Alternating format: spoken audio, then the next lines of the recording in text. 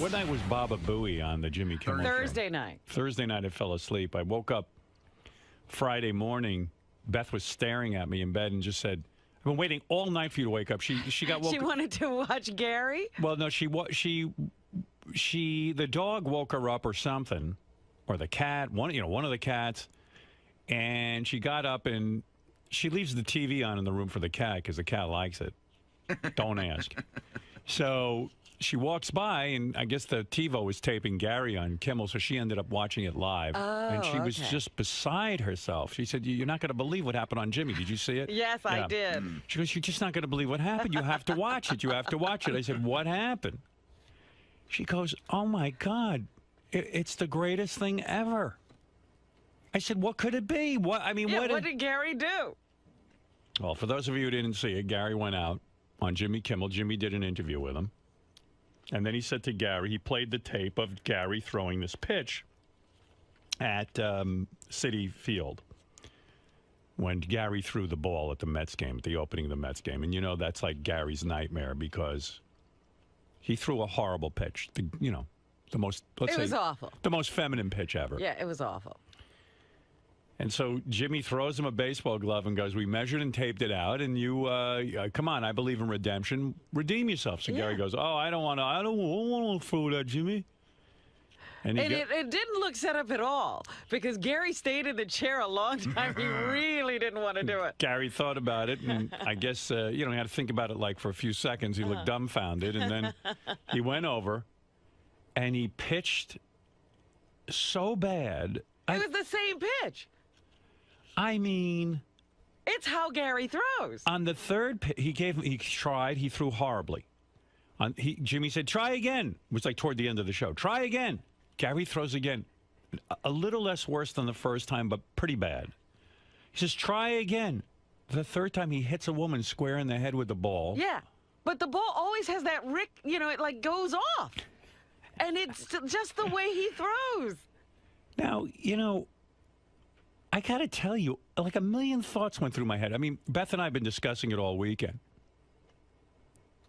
First of all, if Jimmy had asked Gary to hit an audience member in the head, he couldn't do it. It was so unbelievably perfect. Did you think, Jimmy's standing out there in the audience, so he certainly doesn't think Gary's going to hit the audience. I don't know what he was thinking, but I got to tell you something. First of all, why they're throwing a ball into the audience when Gary can't pitch? I think Gary is a wild thrower. The funny thing is, Jimmy can throw. In fact, he hit him every time. My brother-in-law sent an email saying maybe Gary throws like a girl, but he goes, Gary doesn't know how to throw. He said, but Jimmy's got an awfully good throw. Jimmy looked like a guy who had thrown a ball. Yeah, my brother-in-law, of course, is an athlete and, was a football player at Penn State and all this other stuff. So. But you wouldn't even have to be that. Just the ease and the naturalness. There was nothing. Jimmy just threw the ball. Yeah. And it went right to Gary. Anyway, so I'm sitting there watching it, and I said, why? Gary knows, he can't throw. First of all, it's a lose-lose situation. You're sitting there on national television. You're talking about your horrible pitch. And then Jimmy throws you a glove and says, "Let's pitch." Now, Gary could have done 20 different things. He could have gotten up and said, "Jimmy, I'm not humiliating myself again," and thrown the mitt, or said, "Thanks for the mitt," and left. I've retired. Whatever. Could have said, "Jimmy, I am not doing this at all. Jimmy, I'm not prepared. If I throw this ball badly, I'll be the brunt of a joke the rest of my life." What? And Jimmy throwing the ball back so perfectly shows there's nothing on the ball. They weren't goofing on Gary in any way. I would have taken a lighter and lit the ball on fire. I would have lit myself on fire before throwing. Or even throw it underhand if you're so inclined, and just say, bowl it and say, "Jimmy, I'm not going there." What was going through your mind, brother? I mean, what the hell? I mean, I didn't. Okay. You hit a woman in the head. All right. We've now established that I can't pitch in front of people, and that I might not even be able I don't think you can throw a ball. I can throw a ball. And I'm pretty sure I'm better than you. I got to try it. I readily accept that. Okay. I felt that I felt that I had no choice. I felt that if I would have gotten up and said, "I'm not doing this," that it would have been just as bad, that everybody would have goofed on me. Well, you do it in a funny way. And then I also felt like the audience was like they're screaming and yelling, and Jimmy's like, "Come on!" You could see me going, "No." You say, Jimmy, I'd rather. But Gary, you're like the woman who like. I felt put in a bad position. You're like a woman. You're like a woman who was raped, but spread her legs and said, "I'll do it." Right. Howard, I had 5 seconds to react. You're right. I But Gary, why would you throw a ball and humiliate yourself? So why did you do it if you don't want to? Because I felt put in a weird position. I felt like if I didn't do it, it was going to be just as bad. If he told you to whip your cock out and piss, it's not on the same stage, thing. It's not the same thing. That's a no, right? I mean, whip your cock out and piss. So what? Say no. You know what it is, though? Gary persists and Gary in thinking he can That's not the throw. case. I got to tell you, that wasn't the case at all. I didn't get up there and think that I was. I made got a up there. fool out of you. I know, and I'm really upset about it. Why? I felt like. But you could say no. But I couldn't. You couldn't say no. I can't explain it. But he put me on the spot. The audience is yelling. I felt like if I said no, you know what? I was going to come. Hold on, let me finish. I felt like if I said no, I was going to come across like an asshole. No, you wouldn't. How would you come across it? You say, Jimmy, I can't pitch. I'm crack under pressure. I'll have nightmares the rest of my life. I'd rather put a dress on. You say something funny and it's leave. funny that you said that because I sent a note to Jason and I said I felt like it was reliving a rape. Yeah. And I almost felt horrible I almost felt horrible using that example because you can't compare throwing a ball to a rape. Well, when the first ball went off like that, what did you think? I thought, oh my God, I don't know, man. The first ball was awful. The second one was a little bit better, but Almost, awful. yeah. And I should have stopped there. When you beamed the woman in the head. By the way, is she okay? Yeah, she's fine. How do you know? Because they told me. Oh. They asked me to sign a book for her. Was it a hard ball? Yeah, it's a hard ball. It's a regular hard ball. I have it with me if you want to see it. Wow, she got beamed right in the head. Doesn't that hurt? I don't know. I wasn't really thinking about that. I'm sorry to whoever the woman is. Well, hopefully, he, as bad as he is, he's not a hard pitcher. No, he's not Nolan Ryan. Jimmy told me he was laughing about it all fucking week. Oh, Good yeah, for Jimmy. he loves that. He loved it. I thought it was, I got to tell you, for me, I thought it was sort of a dick move to put me in that spot. No, it's it just me isn't. it is. Gary, we ask people, you're in this business. It's different. There's not we do that all the time. I know, but there's not an audience in here. So what? We say to people all the time, we have TV cameras on. We go to people, take your shirt off. It's like my sister. I said to my sister, why don't you come on the air? This was 100 years ago. She goes, I'm not taking my top off. I go, wait a second. This is like Gary.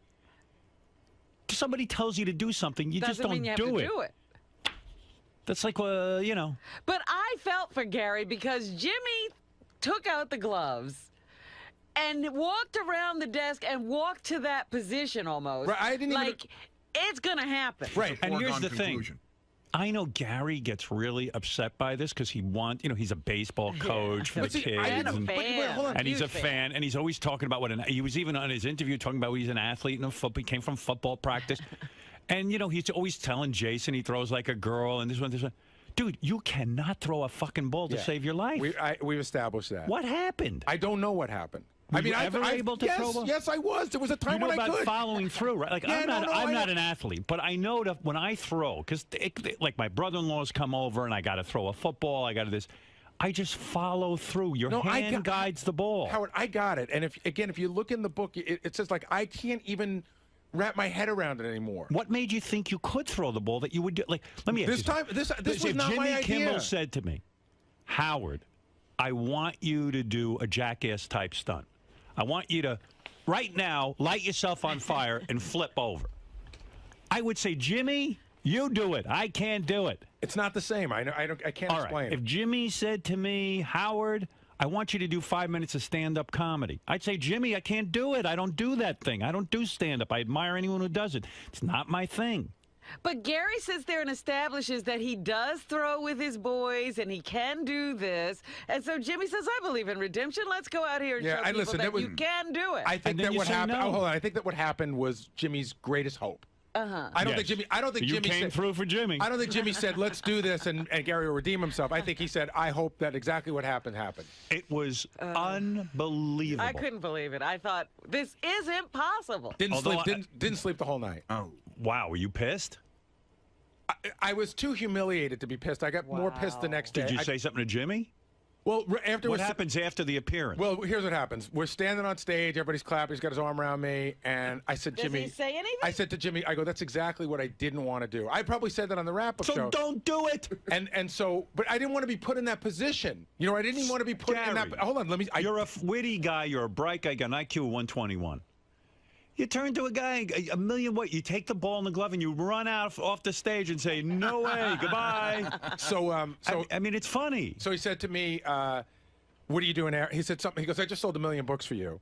And I'm like, which I'm not even sure Jimmy's got 1 million viewers. Yeah. But I mean, and then he said, "Hey, what are you doing after this?" And I said, "Well, I'm with my news guy and one of my producers, and we already planned to have dinner." He's like, and I said, "What are you doing tomorrow night?" And he said, "I'm going to St. Louis." And then that was that. Right. Then afterwards, we go back and. The segment producer walks in and immediately starts apologizing, shuts the door. It's me and my agent. He's like, "I'm so sorry. I didn't know. I knew we were doing this, but I couldn't tell you, and I could see how upset you are." I mean, I wasn't like throwing things. You could just see that I was defeated.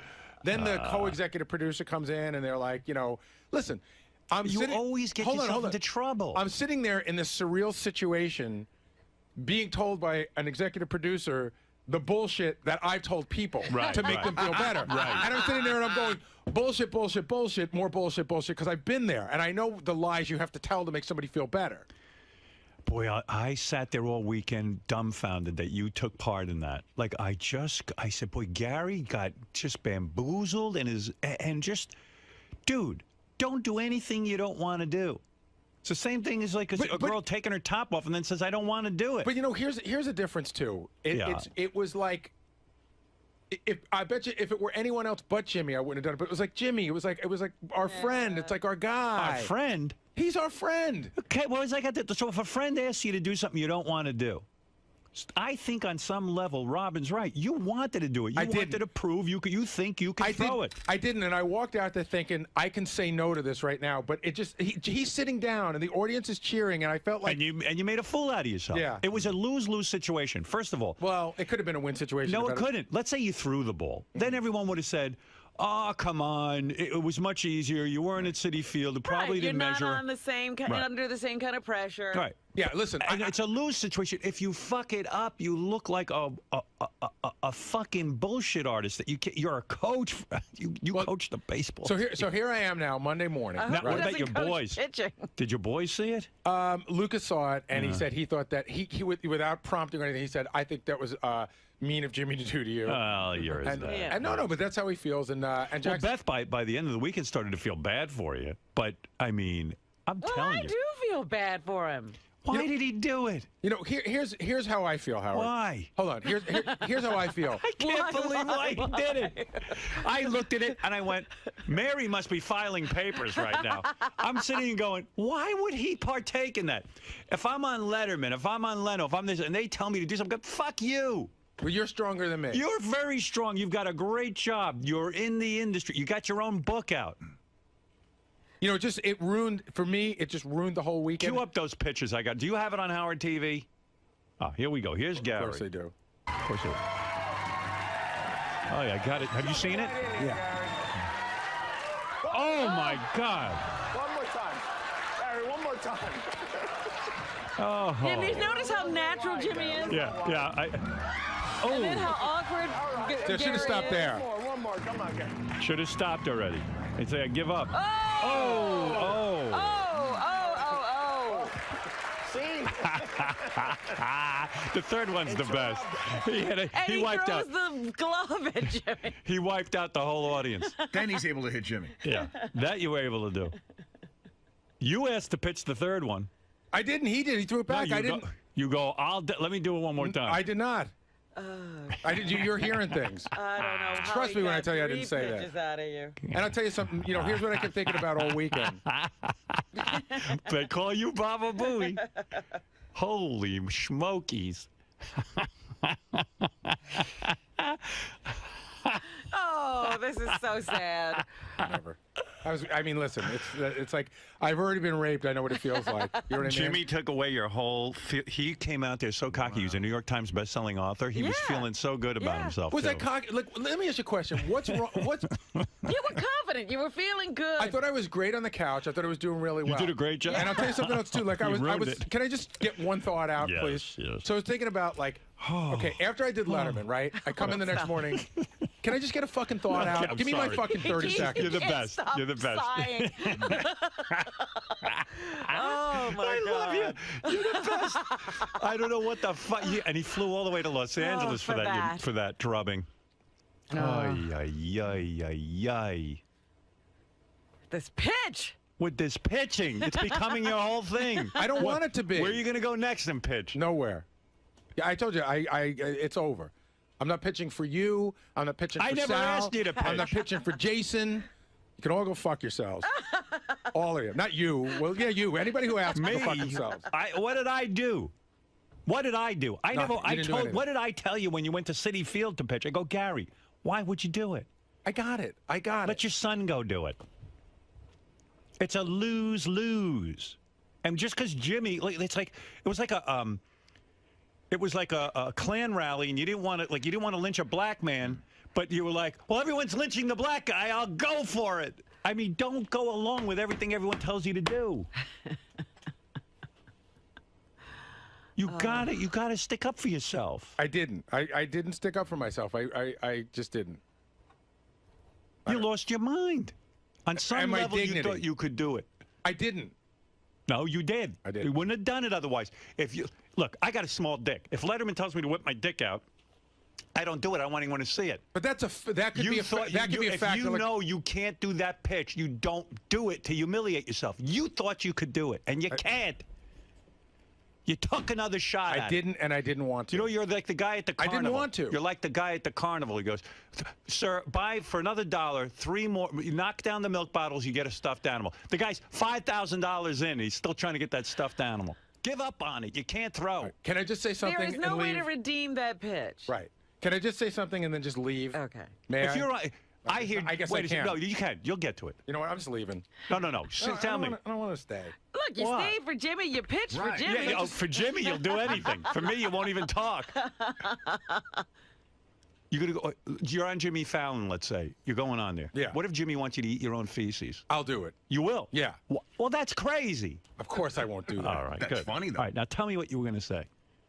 You know, the thing that's so humiliating about all of this is that, like, I did the Letterman show. When I came in the next morning, Robin said something that made me feel so good. She said, you know, she goes, I really looked at Gary a different way. I looked at him a different way. And then, so I did the Today Show, and all these things I felt like I was sort of elevating myself, and it just all's erased. All erased. Just all erased. Absolutely. Can I tell you something? I did 2 book signings this week. I signed 900 books, 500 books at Book Soup, 400 books in Torrance, and it's a non-factor. It's like it didn't happen. And you were doing really well on the couch. I know. Yeah, you did great. Comfortable. You were great. Personable and funny. That's what made it so good. Oh my God. I was like, oh man, Gary, and I'm watching this thing. Go, Gary, don't get up. Don't get up. Don't get up. Don't move. Really? I was like, no. All right, now the only thing everyone's going to remember from this book tour is the pitch. Yeah, I'm aware of that now. 3 pitches. 3 bad ones. When you hit the woman, I think you wiped out 2 women in the audience, and then you took out a chair. All right, I'm going to my office. Because I got it. Listen. I got it. No, you don't. No, I'm not. I'm afraid that you. You do what you need to do. I'll be Where listening. are you going? No, I'll be listening. Oh, I don't understand why you can't get him to do anything. Yeah, but you notice in here he knows how to protect himself. He can get out of this. But for Jimmy, he's a bitch.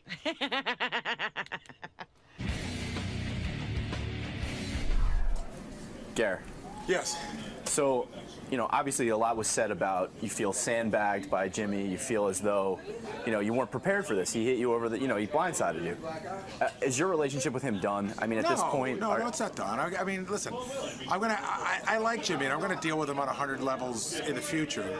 So it's not done. I mean, I'm bummed out. Bummed is the word. I'm not angry. I'm not fuck Jimmy or anything like that. I just sort of feel like...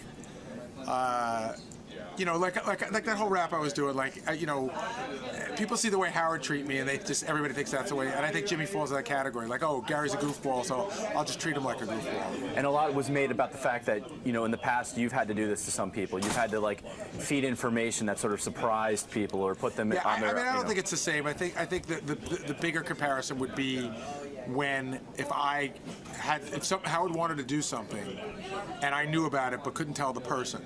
Right. And that's what I was dealing with his producer. When his producer apologized, like, we knew, but we couldn't say anything. And I'm like, well, I don't blame him. I've been in that position before. But at the end of the day, it's Howard. Howard's the responsible party. So I don't feel like I fall into that category as a producer. Howard's the one that makes a decision.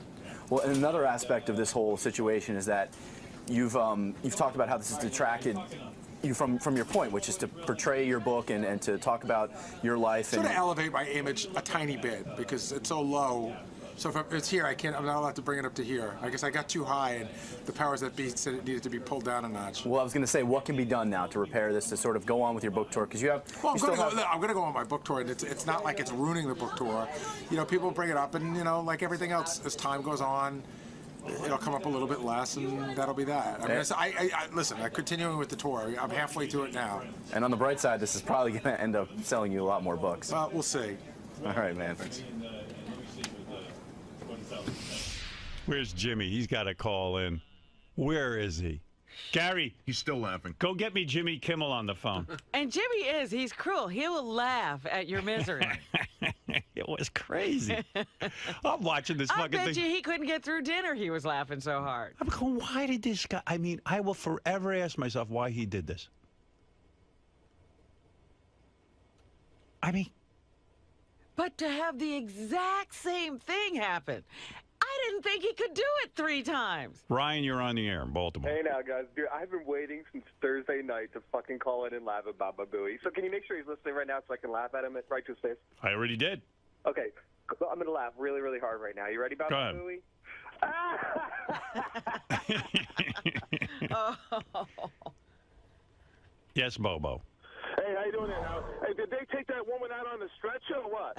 Boy, you know, oh my God. You know, as a boy, I never got to play hardball. I never played once. Right. And I know I don't even know if I can throw a ball from the pitcher's mound. I don't know. I've never done it. I've never participated in a sport like that. But when I saw the woman I think 2 women got wiped out if you look at the third pitch. Yeah.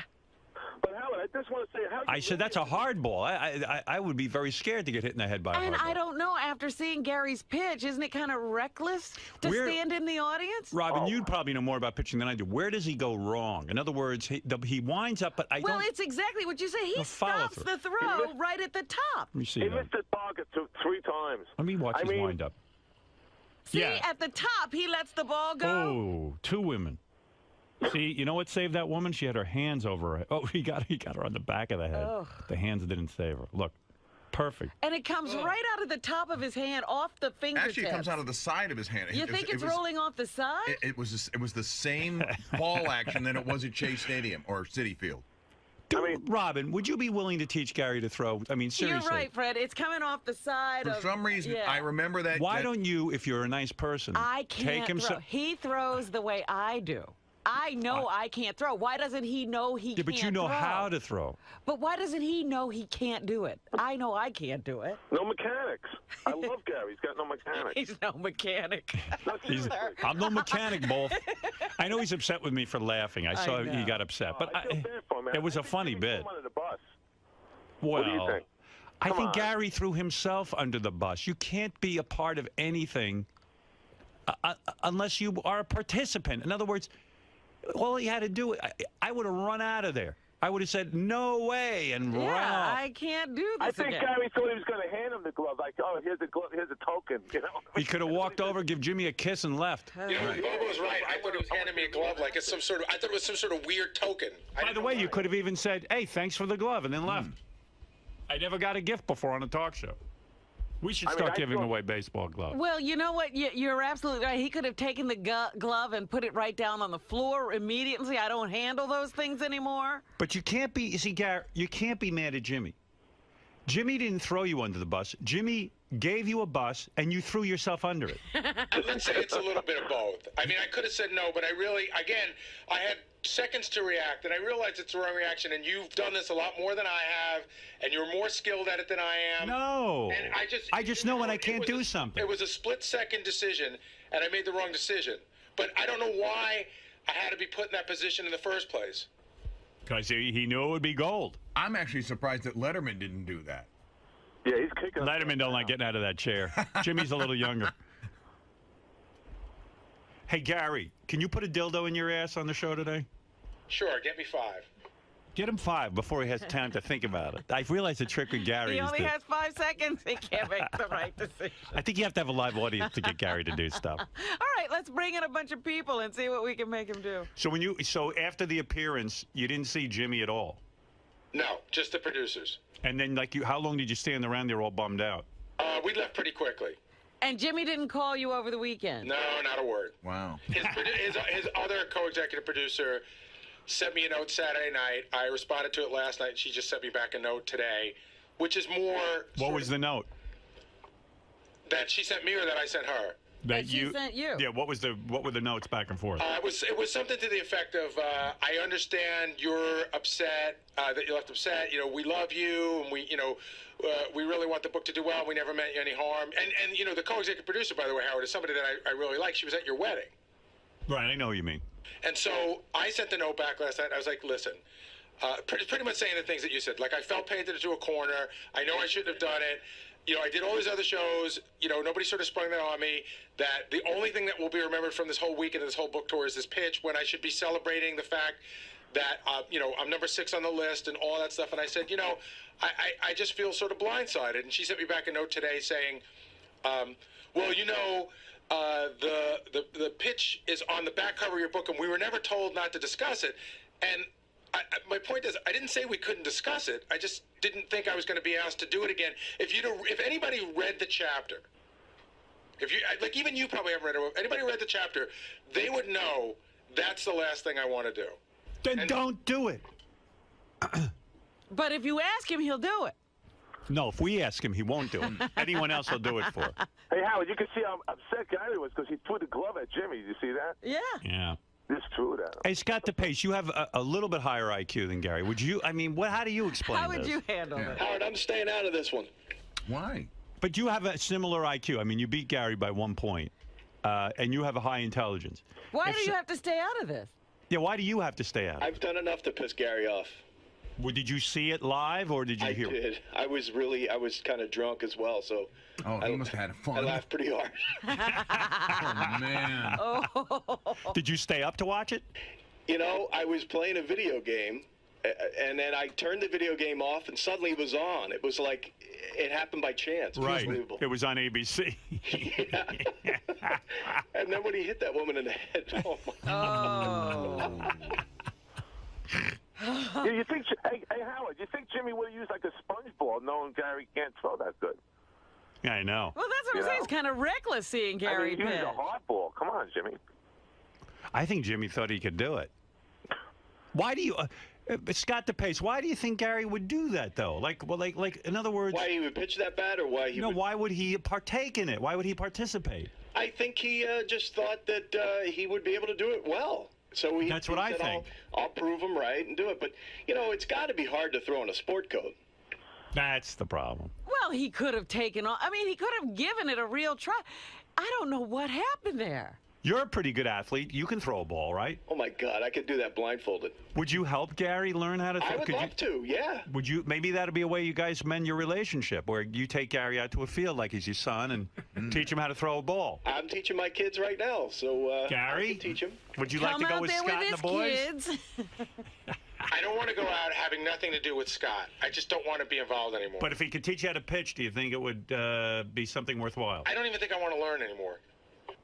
I just don't want to do it. I don't want any part of it. It's simply his release point. He's releasing from the side instead of over the top. Exactly. Right, a follow through. He has to. You have to. I think. Well, he's releasing, as he said. Yeah, it's rolling not even the follow over to through. the side. It's coming. It's spitting out of his hand on a right hand axis or something. It's like a world out of control. How can you correct that, Scott? It's just a little practice. I would change his arm slot to be over the top instead of 3/4, which that probably would affect his release. How about his grip? I don't know. I'd have to look at the grip, too. I'm just thinking if you could teach him, we could, it would be beautiful. You guys would come together over that. Gary, can you bring a ball in and show us your grip? Can't I just use your neck? Gary, that team that you coach, do they all throw like you? Have they all learned to throw from you? Yeah. Are there any balls in the park? There must be a lot of walks. He takes it so seriously, that throwing of the ball. This is his bailiwick. This is crazy. That's why it's so great. I mean, he so wants to be a great athlete. Yeah. And he kind of fancies himself one. Oh, he's always told us he's an athlete. Yeah. Jesus. Like, I guess I wouldn't even care because I know I can't fucking throw a ball. But you'd never do it again after doing it so badly. You think Jimmy would stop that after the first pitch, but he enjoyed it, I guess. I really do think Jimmy was pulling for him, but after that first ball, he should have just bailed. I think Jimmy thought he could do it. I think Jimmy said, "Oh, Gary knows what he's doing." Yeah, but I think that Jimmy thought that if I couldn't, it'd be awesome too, and it was for him. I wonder how like when I'd like to interview Jimmy. Like, when did they come up with that idea? And by the way, like, did they almost not do it? By the way, he's such a good friend that immediately posted on YouTube, given to TMZ. Oh, he was very upset for you. Well, does he post that on YouTube? I think people do. Oh, no, he does. They do every night. Well, it was also on the ABC website. Oh, my God, yeah. It's probably going to be in cabs. You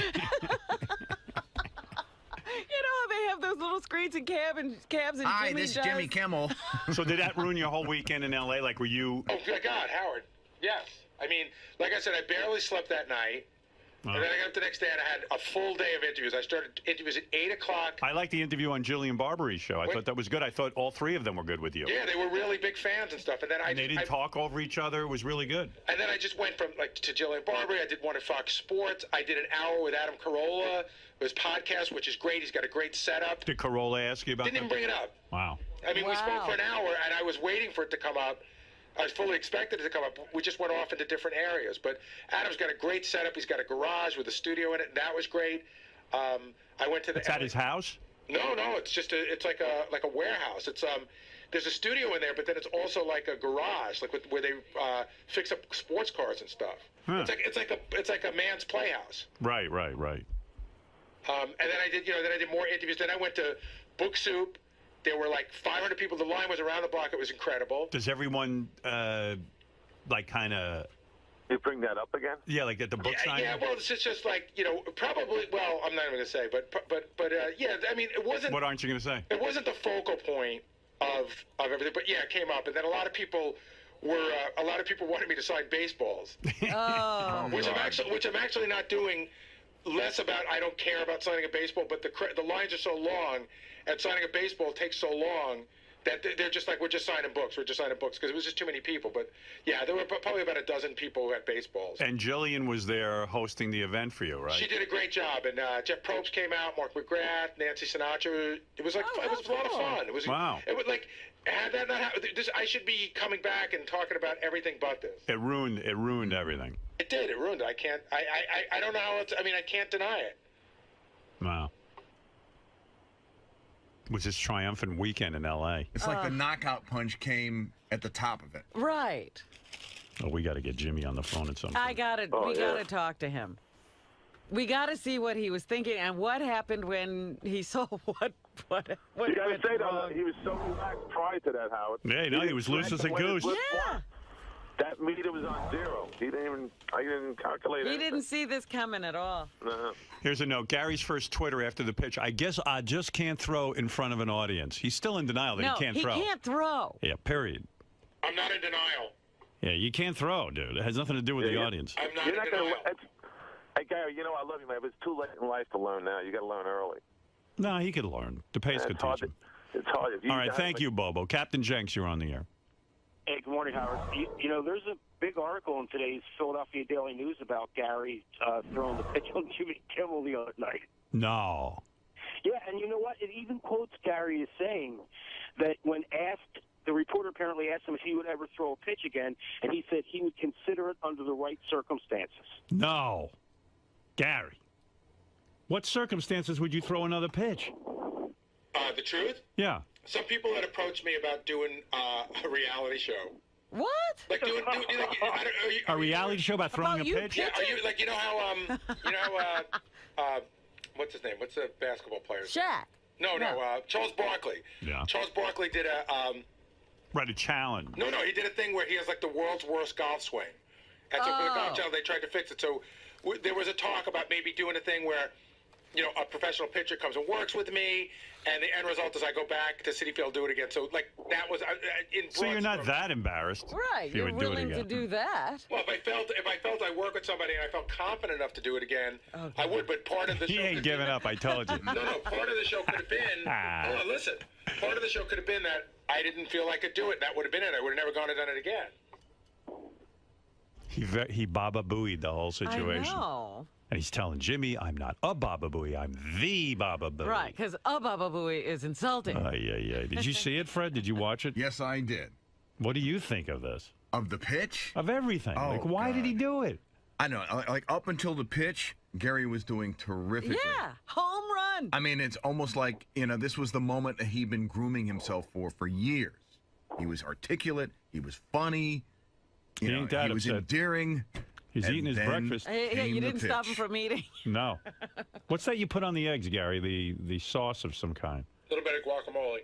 Oh, look at the party. Guacamole on his eggs. Why? Why do you do that? Because they're just plain eggs. It tastes good, and it's according to my nutritionist, it's good fat. Okay. Oh, so you take only egg whites and then you put guacamole? He adds the fat back in. Uh-huh. But good fat. I see. Nothing like Gary, that good fat. Gary, when you come down to Philly to do your book signing on Thursday, would you sign a baseball for me? Just one. Did you know that Did you know, Gary, that they did an article on you in the Philadelphia newspaper? No. Yeah, bring the article. There'll be a lot of articles to sign. Hey, Jenks, bring the article down so Gary can see it. Okay, I'll get him to sign it. All right. Somebody should make a baseball card.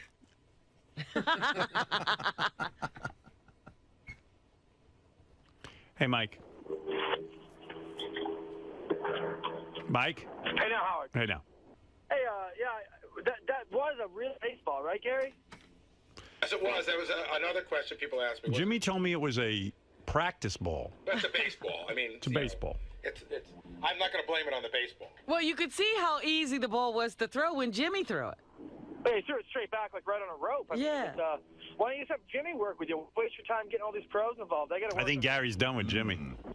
Do you hate Jimmy now? I don't hate Jimmy. I don't. But I'm sort of like, I don't know. I'm disappointed. I mean, I felt like it's like, I just feel like. Jimmy did write me and say that you're like the king of blindsiding people, and then like you feel blindsided. No, I don't blindside people. He did? You blindside people. But for starters, it's sort of like, I'm Baba Booey here, right? I'm the village idiot sometimes, and it's a role that I play, and I agree to play for the show. And my feeling is like, why do I have to be the village idiot for him? Right. Like he wouldn't do that to anybody else.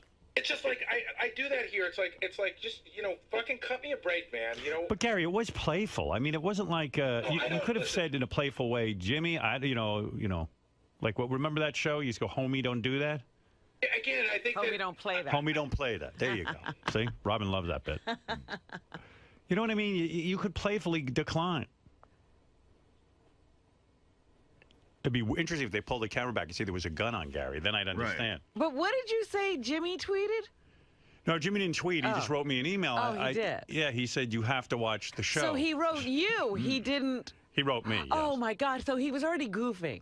He my loves God. it. He loves it. So no sympathy whatsoever. He said he was laughing the entire weekend. Several people asked me if Jimmy had contacted me, which he hadn't.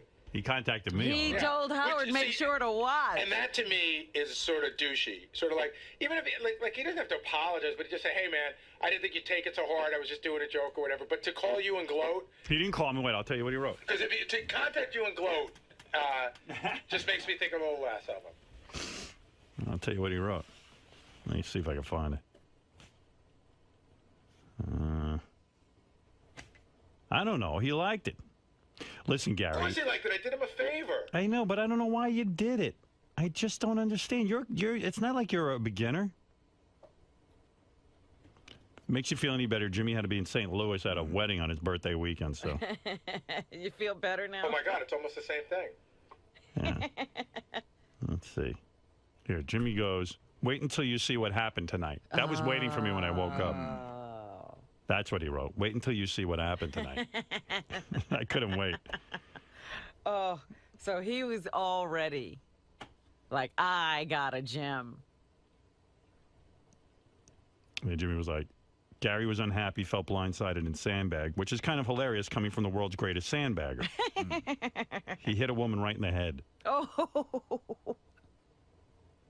But I like how it's your show and I'm the blindsider. But wait a minute, Gary. You know you do. You're the guy. What is one of the comedians had a name for you because you're always coming. Bad news, but that's right. But listen, feeding Howard information isn't blindsiding somebody. That's what this whole show is about. It is. Sometimes. You feed information. Do you feel when we feed information about you, you're blindsided? Sure. Now I'm feeling bad for Gary. He's taking it hard. I can see it. He's upset. Gary. Listen. So you can't throw a ball. Who cares? But it goes past the pitch at this point. I just feel. You felt set up. And humiliated for At a time when you're supposed to be triumphant. Thank you. At a time when I should be feeling good about myself. You know what, though, in a way. I can't even have that. I don't like the triumphant Gary. Honestly, between you and me. You're happy about this? Yeah, I thought he was a little full of himself, actually, on Jimmy, and knocked him down a couple of pegs. You're so bad. That is all this triumph. He was sitting there like, I'm a member. It's not like I'm walking around peacock and acting like a big deal. I know. I'm just sort of like, it's like, oh, wow, thank you. It was your moment in the sun. But you know what? It's good. To knock you down a few pegs. Get back to work. My moment in the sun and Jimmy fucking put the eclipse up. Right. What did you tell Jimmy to do that? Did I tell Jimmy to do what? Make Gary pitch. Yes, I wish I was. I wish I was the mastermind, but I was not. Yeah. Jason, go ahead. You're on the air. Hey, Gary, you got to do something. I mean, it's your kids you're thinking about. Your children. Your children. Listen, what is he going to do? They have to go to school today, and that's what they're going to get ridiculed about. Luckily, nobody that's 15 years old watches Jimmy Kimmel, so it's not. Yeah, but I bet you their parents are. It's not that big a deal. Listen, my relationship with my kids is awesome. He has a good relationship. I have the best kids in the world, and I talk to them about it, and listen. They understand. Can you imagine your dad having to sit you down? No, I wish my dad would have sat me down and explained something. I wish my dad would have. One thing I'll say about Gary, he's got a great relationship with those boys. Yes, he does. Yeah. My wife wrote me maybe the greatest email ever after that. What did she say? You know what? Give me a second and I'll find it. All right, go ahead. I didn't write him. I couldn't wait to get on the air. I called you a couple of times and I hung up because I knew that you wouldn't take my call anyway. Hold on, I think I have it. You ready? Did you call me? I did once and I hung up before it even went through. Right. Okay, whether you can pitch or not pitch doesn't matter. We know you can. You can also do many other things so well, like write a bestseller, produce a #1 show, tell great stories, and be a great interview and interviewer. You're funny and have a great personality. You're a generous and caring, evolved person, and you're smart. That's just to name a few of your great qualities. Don't worry about it. Don't perpetuate it by listening to the haters, bloggers, Twitterers, etc. I love and miss you. Aw, that's a good sweet. Wife. You crying? No, I'm not crying. But that would have been good. But it is. It does. Yeah. Well, she's on your team, but let's see if she bangs you. Well, if she wasn't married to him, what would she be saying? She wants to be banging a guy who can throw a ball. She is married to her. She got to live with him. I think she was talking more to herself than Gary. She lives a pretty decent life for a guy to be married to a guy who can't throw a ball. Right. She's very happy. Believe me. The thing that is crazy to me about it, I'm not going to harp on it anymore. I'll let it go. Because you're still hard. No, I'll let it go. It's just I don't know why you participated. I get it. You were under pressure, but I cracked under pressure. I still think you thought you could do it.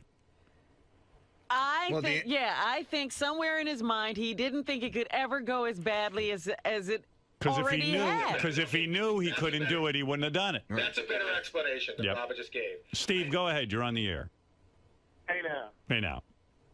Hey, I'd like to draw the comparison between how you treat Gary and how you got treated by pig virus. You spent, just a couple years under pig virus getting oppressed, and now Gary spent 27 years, what should be one of your good friends, and you sit there and just beat on him. No, I don't. Listen, first of all, I never beat on Gary. Ask Gary about his work. I've told him a million times he does a great job. Secondly, if Gary goes on a talk show, Jimmy Kimmel show, and throws a ball 3 times, there's no way. What are you supposed to do? I mean, my God, I'm fascinated by why he did it. I'm sorry. I don't see it as the same thing. And let me tell you something. Pig Virus was trying to get me fired from my job. I'm not under that agenda. So I know it's a slightly different comparison. I mean, please. My point is, Gary knows I'm on his side, and Gary knows I'm a fan. I mean, I wouldn't be working with the guy for 30 years. Pig Virus was a guy actively trying to get me to quit my job. He did everything to undermine me. But the one time you were positive. What did I do to undermine Gary? Gary came to me and said, "Boss, I want to write a book. Do you have a problem with it?" I go, "Gary, go for it. I'm happy for you." I realize supporting, but what I'm saying is, when he went on the David Letterman show, that was the one time that you showed a little bit. Get out of here one time. All day and night I'm good to this guy. Oh, my goodness. You're out of your fucking mind. Pig Virus did everything he could to destroy me. I'm not trying to destroy Gary. Gary's doing a fine job of destroying Gary. You don't have to do a thing. I'm just commenting on what Gary's doing. Gary's the one who I didn't tell him to go on. What? You try to beat him down every chance you can. All right. All right. Well, maybe it's the same thing. When he went on Letterman, are you there? Yeah. Okay. When he went on Letterman, you showed a little bit of positive. Little bit. I told him he did a great job. You gave him an A. You're rewriting history, bro. To say, well, you did good, but you still suck. You did good, but you still suck. Okay, all right. Steve, thank you. I mean, I don't know what to tell him. Gary's funny. Even when he's trying not to be. Artie Lang wants to talk about Gary's pitch. Go ahead, Artie.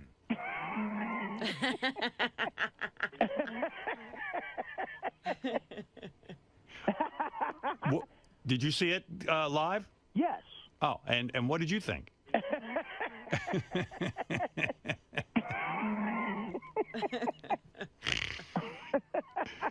When you saw the pitch, did it bring you back to when he was at Citi Field? Yes. Yeah.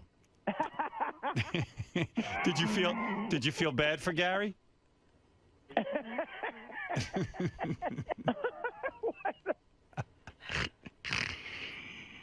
Yeah. Silly, right? Yeah. Yes. Yes. All right. Thank you. Artie can't stop laughing. Oh, dear. All right. Well, he's in better spirits, I'll tell him that. Absolutely. Bullshit. All right. All right. Marianne from Brooklyn, go ahead. Howard, it ruined my weekend. Gary was caught off guard. He did a great job. I left Jimmy Kimmel a message, Howard. He had to stoop to a level because he needed a laugh. It wasn't fair. Gary was on such a high. It's horrible. This is what society does. You're doing great, and then they just want to squash your moment of success, and it fucking sucks. No, but Gary went along with it. He's not you. If you want me, I mean, Marianne, listen, I've said to you a million times when you're on the show, take your top off. What do you say to me? Howard, what have you said to me? Every time you're on the show, you're in front of the microphone. I know you're in love with me. And by the way, thank you for the Thanksgiving note. It's beautiful. Beautiful note. When you were sitting, when you're on my show and I say to you, Marianne, come on, show me your tits. It would make me happy. What do you do every time? Howard, it's different. Oh, okay. Joe, go ahead. You're on the air. Hey, how you doing, guys? I don't know why everybody's getting on Jimmy right now. Like, why is Gary angry? He's throwing a pitch. I know. I mean, it was, listen. First of all, it's not throwing a pitch. Gary, the only reason, can I just say something so you feel better about this? The only reason you feel Jimmy blindsided you is because you couldn't throw the ball right. Yeah, he didn't blindside you. He gave you an option to redeem yourself. No, it's about setting me up to fail. But what if you had thrown it great? Gave him 2 options to redeem himself. What if you had thrown it perfectly? Gary's basing his reaction to what eventually happened. I don't think he went in expecting to fail. No, he threw that ball because he thought he could. Right. Had that pitch made it, this would be a different discussion. And you would have stopped at one perfect pitch. Right. Why be mad at Jimmy? What did Jimmy do wrong? Jimmy asked you to do something, and you could have walked off and said no. You participated because I know you thought you'd redeem yourself. But you also know that there's no redemption because that other pitch of you at Citi Field is still out there. Yeah, it was a no-win situation. Yeah, That's what I said. You can't Lose-lose. redeem that. Poor Gary. Just always goes wrong for him. He was on top of the world. Flew out to I feel LA. bad because that's a hard fall to take. Yeah, but he shouldn't care so much about a pitch, but he does. Jeff the Drunk, you're on the air. Yeah, I wasn't disappointed at all, Howard. You liked it. Oh, I was no. quite good, and I just want to say, smooth move, X-Legs. What? I don't know, but he's happy. Jeff likes other This is people's a good misery. day for him. This is a great day for Jeff the Drunk. I made popcorn. Did you watch it live? What's that? Did you watch it live? I did, Yeah. and You it was great. I was loving it. You stayed up and watched. I did. I made sure I didn't miss it. All right. Thank you. Thank you, Gary. You made someone's day. Hello. Hey, Dan. Just proves another Met fan can't throw, Howard. He's a cross between Mr. Magoo and Handyman, played by Damon Wayans. Bubba, go ahead. You're on the air in Phoenix. He's definitely Charlie Baba Booey Brown is what he is. Like Charlie Brown. Right, when he lines up to hit that football every fucking time, man. It just doesn't go his way. Go ahead, Matt. Hey now. Hey now. Hey, Gary, I got a quick question for you. If you could choose between your pitching videos, like at Shea Stadium and on Jimmy Kimmel, and the video of you sleeping, which one would you destroy first? All right, Gary, if you had a choice to go back in time and destroy either you sleeping at work or both pitching videos, which would you destroy? You can only do one. It's a very simple and easy answer. Oh, good. It's both pitching videos because the sleeping video is only confined to our world. Right. The pitching videos are for everyone to see. All right. Well, Gary, if it makes you feel any better, you threw your masculinity away very well, like perfectly almost. He's bummed out, I can tell. And he already had a rough weekend, I know. and he couldn't have thought Monday was going to go well. I'm sorry, Gary. Oh. Give me a fucking break. Don't. You know what? It's funny You know to what, me. Howard? You didn't even ask me when I saw it. When did you see it? I saw it this morning. I woke up early because I hadn't had a chance to see him on Jimmy Kimmel, and I thought, geez, let me see what Gary did on Jimmy Kimmel. And you had no... I had no idea. I didn't talk to anybody all weekend. I was sort of sequestered, so I had nobody had given me a preview. And I'm sitting there, and the interview was going so well, and then all of a sudden, he turns the book around, and Gary is looking at him with this glove, and he goes, and I couldn't believe it. I'm sitting there at 3:30 this morning saying, this can't be happening. So, no one, you mean the whole weekend went by and no one said anything? I was in a seminar, so I was in a meditation seminar all weekend. Nobody said anything. Wow. Nobody saw it where I was. Did you think it was a disaster when you saw it? Absolutely. And like I said, it's rolling out as a beautiful thing. And then all of a sudden he goes, you want to talk about the back of the book. And I just think he's going to talk about the pitch. And then he pulls out that glove and hands it to Gary. And I'm like, no. Gary's not going to get up and throw the ball. And the next thing you know, the ball is sailing into the audience, hitting people in the head. And I'm like, this can't be happening. It was like a pinball. Yeah. It's funny that you didn't hear about it. Man, you really were sequestered. Eli, go ahead. You're on in San Jose. Hey, Howard. How you doing? All right. I don't get to talk to you that much, so I would say thank you for all the wonderful years of listening to you. You make my mornings great. Thank you. I love you. Thank you. Number two, I think you have a great bit. You should get Jason Kaplan and Baba Booey to have a dunk tank with Scott the Pace in it. See if they can redeem themselves. Hey, Jason, I wonder if you could throw better than Gary at this point, because Gary's always goofing on Sal that he can't throw a ball. Right. And Gary has goofed on Sal as no athlete. Yeah, exactly. Howard, include JD and Sal in it, too. Do you think you could throw better than Gary? I can't throw worse. Right. You could do just about as good. You might even be looser than him and be able to get it over the plate. I mean, look, I'm in the same boat as Gary. Like, I know I can't throw. Everyone my whole life has told me I but Gary throw like a thinks pro. No, Gary said he could throw. Oh, well then, I'm not. No, you're not in the same boat. You're in the realistic boat. Yes, but I would. Listen, I really mean it. I don't think I could do it worse. I think I could throw it straight 60 feet. Right. I'll give it a shot. All right. That'd be a great bit.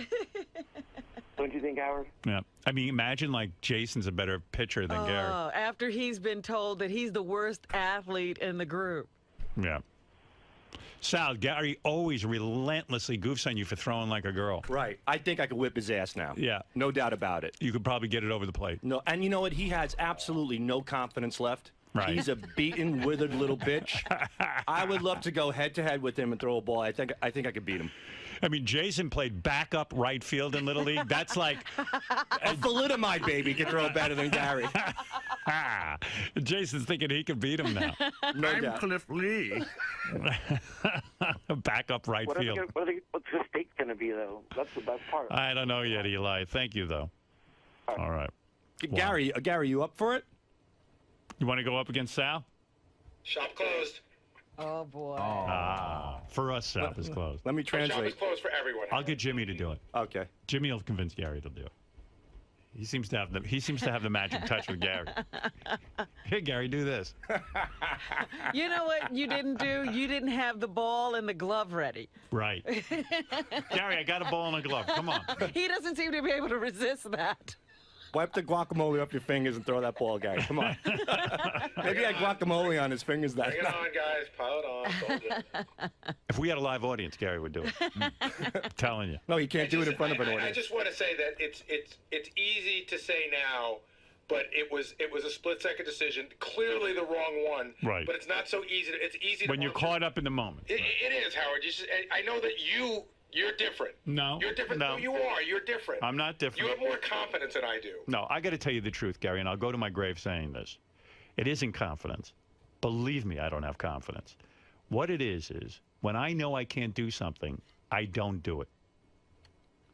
You believe you could have thrown that ball. That's why you did it. Because if it was something you really thought you couldn't do, you would say, Jimmy, I'm not doing it. Because you knew you'd humiliate yourself. You'd have said, I learned my lesson. Right.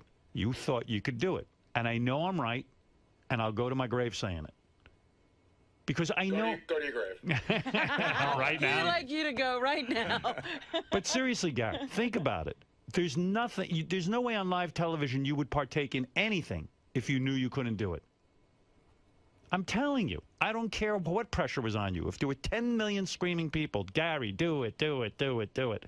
If you knew you couldn't do it, you wouldn't do it. It's the same analogy I used this morning.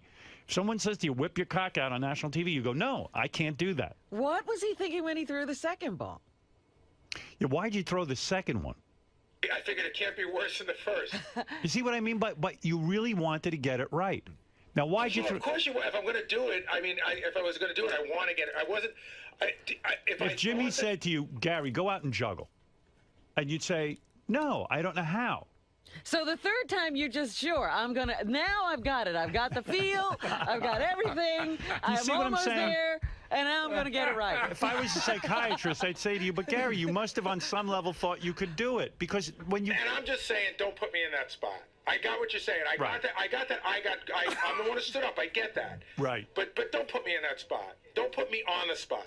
I think you would have gotten it if you threw it a fourth time. But he couldn't afford to jeopardize the audience anymore. Let me ask you something.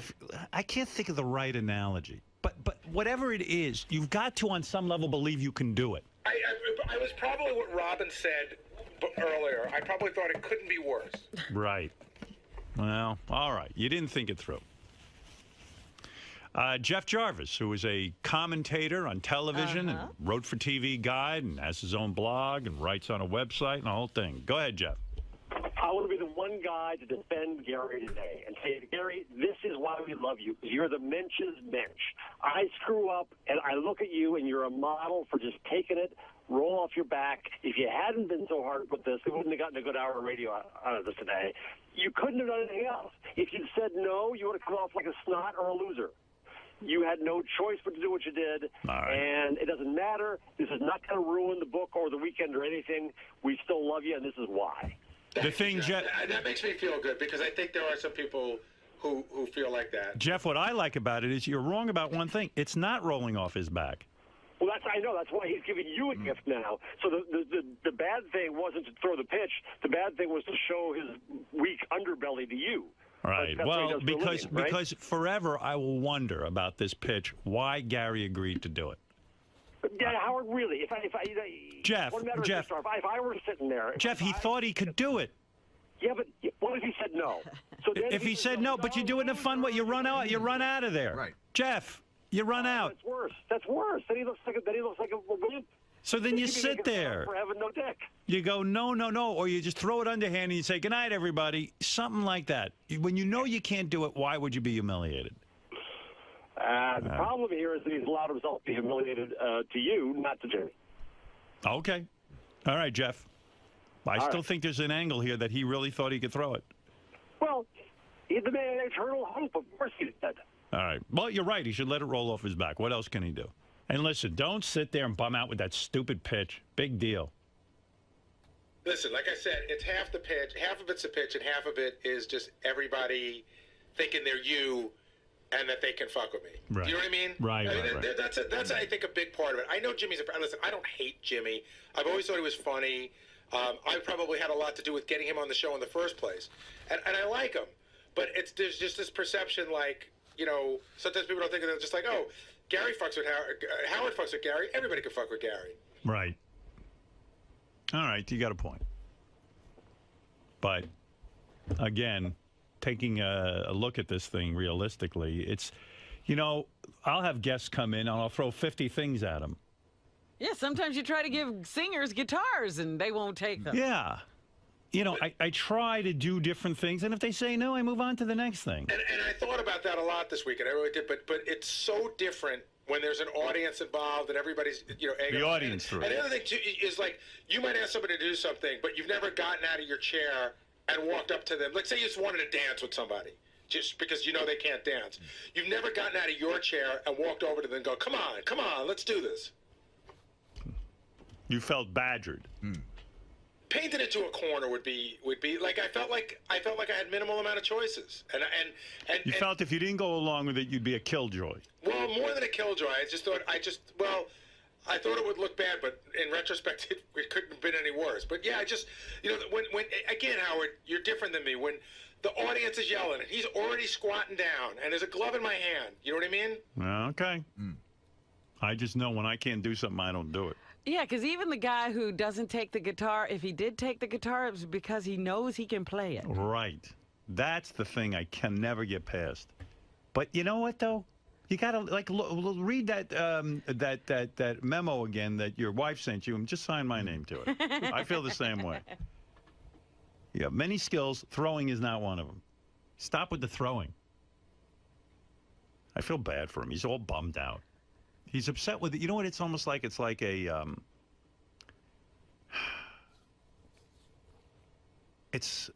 he's reliving the moment over and over again when he agreed to do it. Well, you know what it is? It also brought back the pitch. Right. Oh, in spades. It reinvigorated it. Yes. It got it all going again. It got the whole discussion going again, how you can't pitch. You were past it already. He had to bring it up with that book. Kevin, go ahead. Hey, I just wanted to tell Gary to have a little humility, man. I mean, this was great TV and an hour plus worth of great radio. Right. It's not even that bad, Gary. Actually, it's hilarious. We love everything about it. It makes you more famous. I get what you're saying. I don't think the Kimmel Show or this hour sells any books, and if it does, it doesn't sell enough books to make me feel any better. Anyway, let's get Steve Langford in here. Stevie boy, come on in and tell us what's happening in the Howard 100 newsroom. Steve Langford, everybody. Steve Langford has a huge penis. Yeah, a huge penis.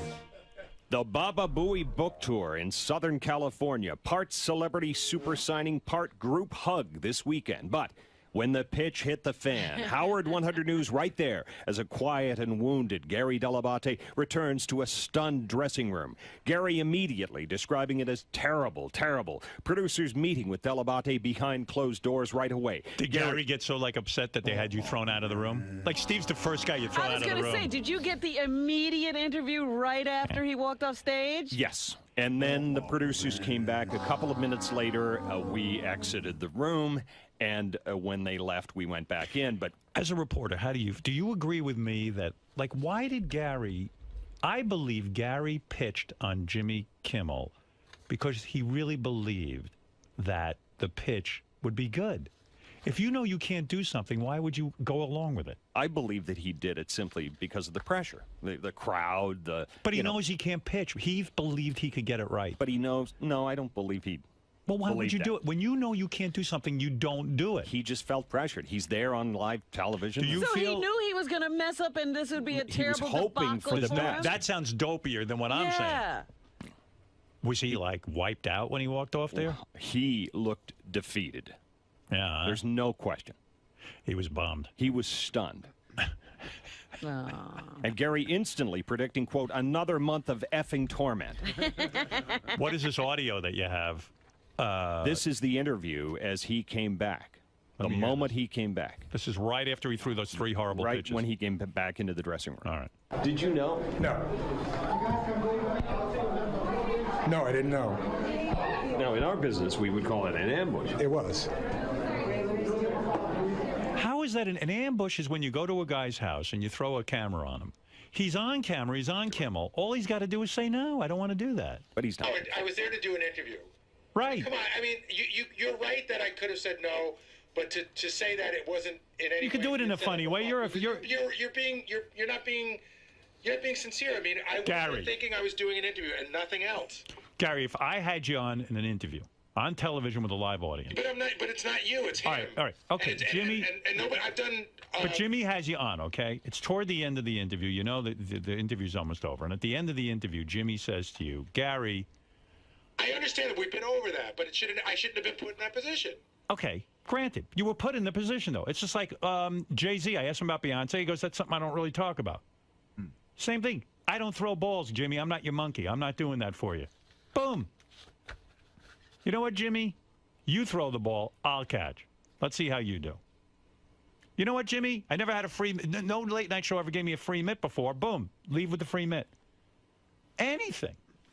You don't... I theory is that you did it because you thought... I don't want to fuck with your theory. I know I'm right. Well, then be right. Admit I'm right. I don't admit you're right. You thought you could throw that ball. I thought I could do You wanted to be redemption. I thought I could do better than what I did, but I did not want to do it. I don't But believe it's so it. obvious. You could see it on my face. I think he didn't want to do it, but he thought he'd be fine.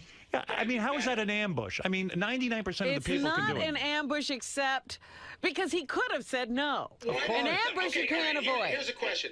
How come he doesn't fuck with everybody else that comes on the show? That's what it comes out to. How come he doesn't fuck with Harrison Ford? But wait a second. No, but answer the question. How come I'll tell you it's why. okay to fuck with me, but not everyone else? Because he didn't think he was fucking with you. I disagree. You think he thought I think he Gary thought it'd be could funny. Throw that ball straight? I don't think he knew, but Gary ambushed himself. That's the Baba Booey in this. So, Robin, you're on the show next week, and if he asks you to do something stupid, and say you wouldn't do it, but you wouldn't fit... All right, he says, Robin, whip out your tits. Aren't you expecting... Is she going to do it? That's a ridiculous thing. Robin, All right, what? Are you expecting anything past a straight interview? No, but when I was on the Tonight Show and Linda Ronstadt came after me, that wasn't planned. But they didn't put her out there to go after you. No, It but just the happened. point is, things happen in a talk show situation. How do you know they didn't book Linda Ronstadt to get some fireworks going? Because Leno's not that smart. That's true. All right, I agree Yeah, with he you. didn't know that was going to happen. That was totally Jimmy Linda. says- In fact, if Leno knew that was going to happen, he would have unbooked her. All right, Robin always says on the air, I don't know my left from my right. So if Jimmy says to her during the interview, Robin, which is your left hand? Is that an ambush? Did Robin write a book with a whole chapter about how upsetting it is not to know her left from her right? Yeah. She didn't. Read her book. Read her book. She says she has like a dyslexia about it. But is it so upsetting to her?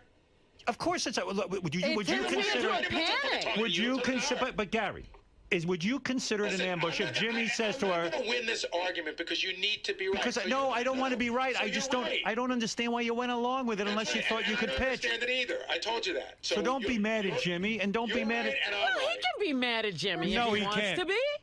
No. Yes. I say you can be mad Come at Jimmy. on, let's go. Be mad at Jimmy. All right, be mad at Jimmy. Who Because gives a he's shit? laughing at you, not because of what he did. That's a big part of it. You know what? Because it's hysterical. Even if the note he sent to you said, God, I felt so bad for Gary, but I got to tell you what happened. But it's not even that. He doesn't He feel couldn't bad. wait to get back to you to tell you how he made me look like a fool. I'm going to tell you, Jimmy laughed at dinner till he cried He laughed in his about sleep. that pitch. That's how much fun he had with it. But you would think Jimmy had asked Gary to do quantum mathematics or something. You know what I mean? Like what is The it? point is, it's, I mean, he just said, "Hey, throw a ball." Gary could have said no, or throw the ball and get over it. Well, he did do that thing that people can sometimes do where you almost can't say no, where he was out of his seat, he was walking to his position. raped him. Yeah. There's no saying no. That doesn't mean anything to you. I mean, there are things that mean nothing to me that mean something to you. Listen, if I know there's something I can't do and Jimmy Kimmel tells me to hop through the hoop, I'm not doing it because I don't want to embarrass myself. And that ain't me just being Look, famous. having been blindsided by you guys over the years with my singing, and you know what singing means to me. And you guys have done it to me over and over again, That's trying to right. find a way to get my mic up, taping me when I'm not aware of it. Right. And you have all those tapes, and every time you play them, it hurts. There you go. Here's some pain. Why would you bring that up? I'm just saying, Gary can't be so upset. He's not only been a that- part of and it. not only that, there's a little bit of difference if Gary tries to say no and you say no to Jimmy And the Kimmel. other thing is, Sorry, Jimmy Fred. Kimmel Fred, is let going me to tell back you down something. with you. He's not going to back down When with you Gary. can't do something and you find it really embarrassing, you just don't do it as a human being. I know I that. agree with that, but I'm trying to cut Gary a little slack No, here. I'm telling you, Gary thought he could do it. And Robin brings up the point. Okay, like Robin's right. If I have fucked with her in the past, she's fucked with me. What have I ever done to Jimmy? Nothing. Jimmy didn't do anything bad to you. He said, "Come on, let's throw a ball." You could say no. Yeah, okay, we'll take it at that. That's Listen. what happened. All right, you know what? It's I unbelievable. don't know why you're fighting that he can't be upset with Jimmy.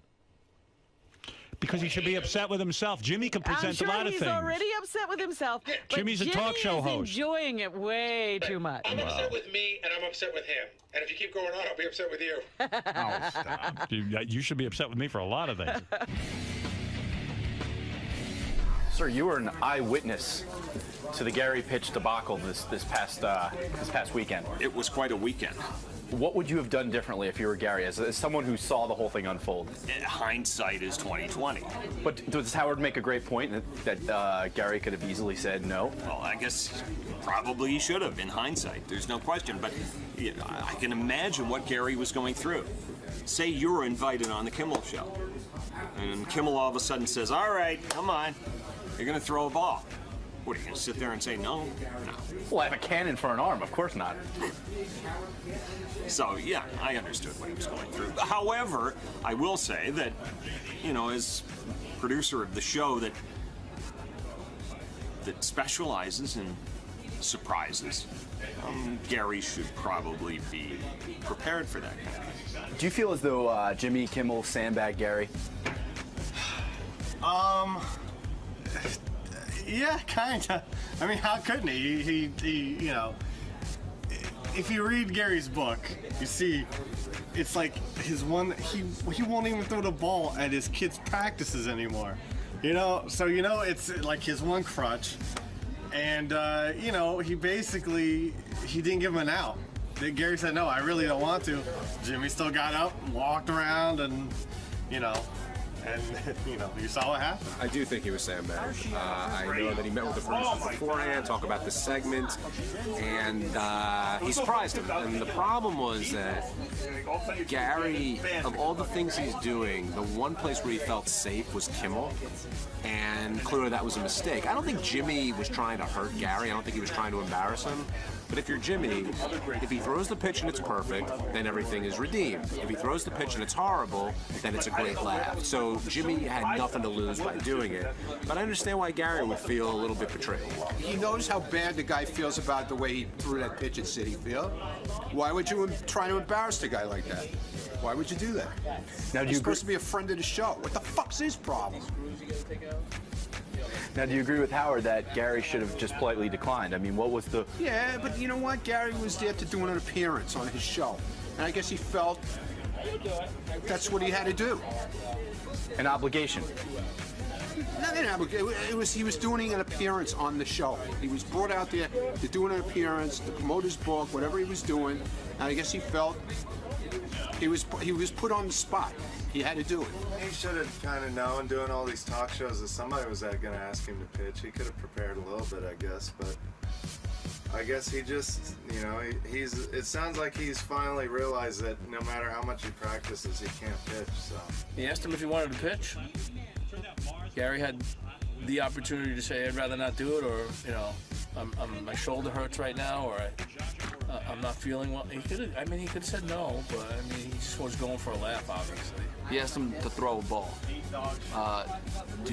Would Gary sandbag his young child if he asked him to throw a football at the beach? Or Well, you're being very literal. I mean, look at the situation and look at some of the things that have happened in the past. He asked him to throw a pitch. Gary claims he could throw a ball and that he just froze up at the Mets game and fucking had a meltdown or whatever. So getting put on the spot is probably better. In fact, I think if he had thrown a perfect strike, he would have thanked Jimmy and said, "Oh, you know what? Thanks, man. That gave me an opportunity to redeem myself. I now, you know, got to prove to everybody that I can pitch." Clearly, that didn't happen. But so that's what happened. I think Gary's the born loser. You know, for every step forward he takes that's positive, he takes 2 steps back that are negative. That's it. Here he is with a successful book. He's number 6 on the New York Times list. He gets on the show, blah, blah, blah. Big shot, big star. Hands him a ball, Mr. Coach. Throws it like a woman. Jackass. So, Gary. Yes. As the discussion continues about the whole Kimmel pitch debacle, whatever you want to call it, it seems like you really are pissed at Jimmy. You said earlier that you're not, but it seems like... Well, I'm just trying to defend my position. I mean, I don't fucking hate him. But yeah, I said I was pissed. I said I'm mad at him. Somebody said to you, or do you hate Jimmy? And I was like, no, I don't hate Jimmy. But I'm upset about it. And Howard keeps sticking to his argument that you could have just said no. I mean... Right. It's easier, you know, when you have a whole weekend to think about it and you see it, it's easy to say that. But, you know, the classic words where you had to be there. Right, and plus, had you said no, you would have probably set like a rabid crowd like against you. Well, and not only that, I would have walked in today and it would have just been fucking walked off in here and they're like, come on, Gary, you said you could do it. I was going to have to do it somewhere. Probably should have done it here. Would have been better off. Now, as like a baseball fan and a coach and everything, how does this affect you at all from that standpoint? I'm still a fan. I'm not throwing out any more first pitches. When I coach kids, I barely have to teach them how to throw. I teach them how to run the bases, and it's fine. Right. I'll live. All right, man.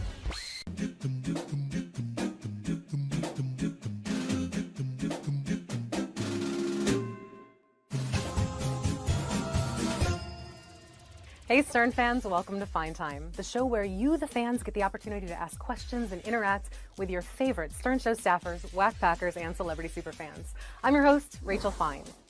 Now, my guest today is the longest tenured staff member of the entire Howard Stern Show, aside from Howard himself. He is also an accomplished musician. He's responsible for all of the sound drops that we hear on the show.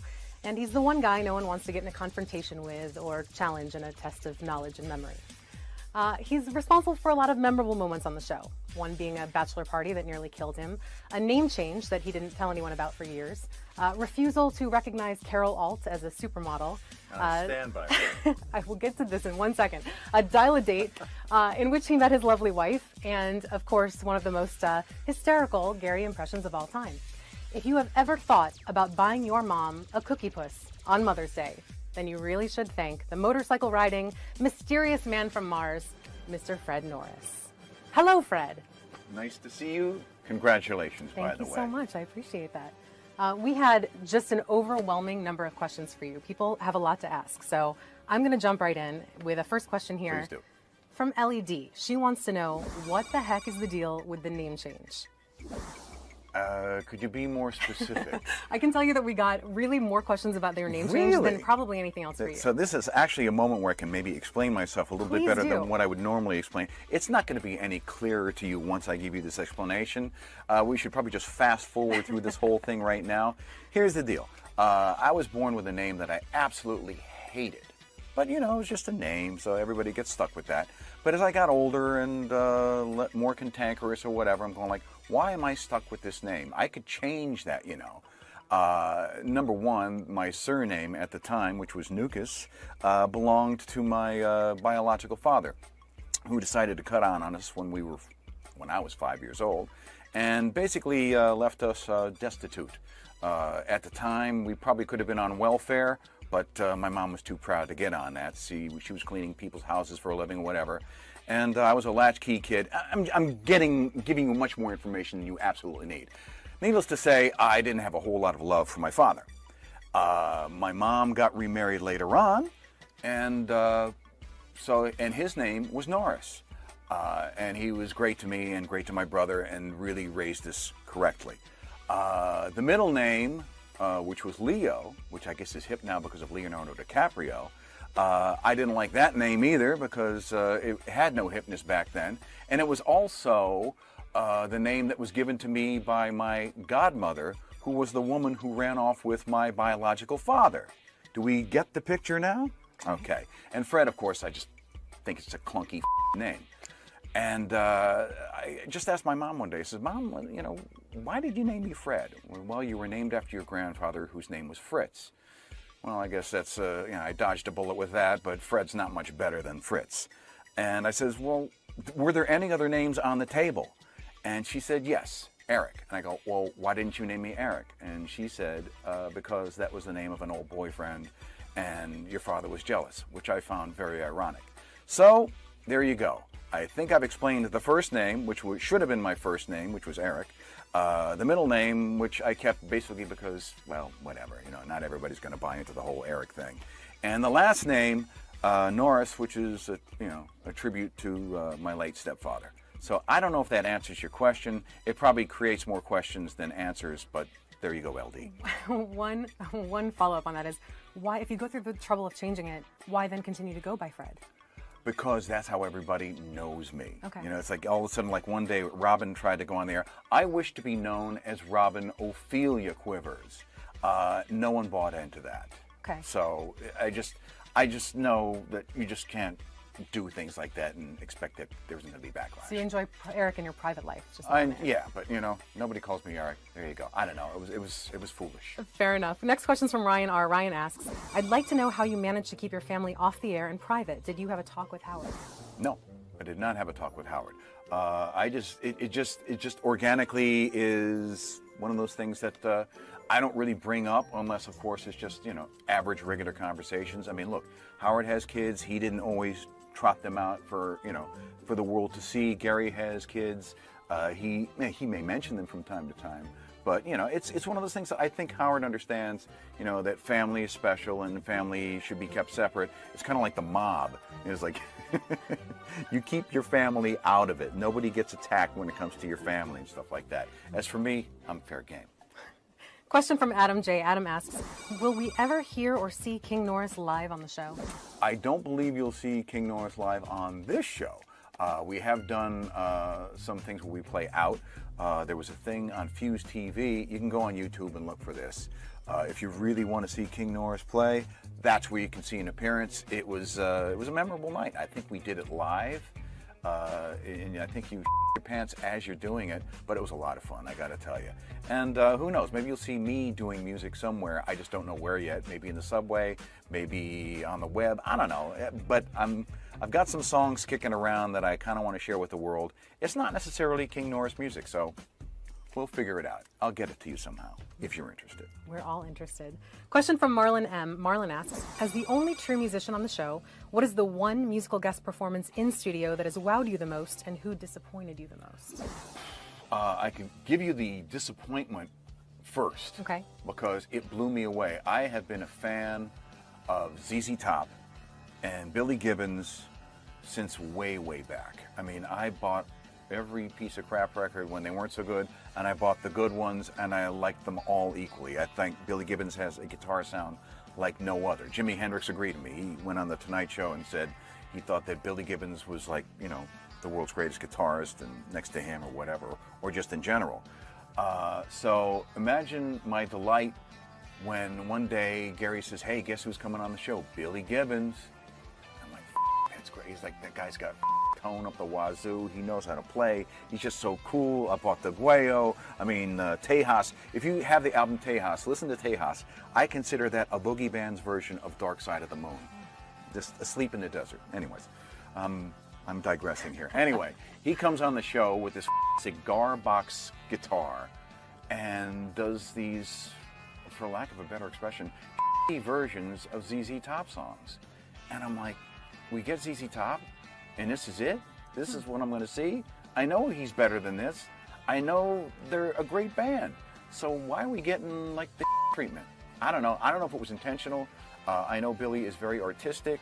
I mean, apparently he's not the guy that you think he is with the whole beard. He's not like a mountain man. He's very sophisticated. I think he has an art museum like in Austin or Dallas or wherever they're from.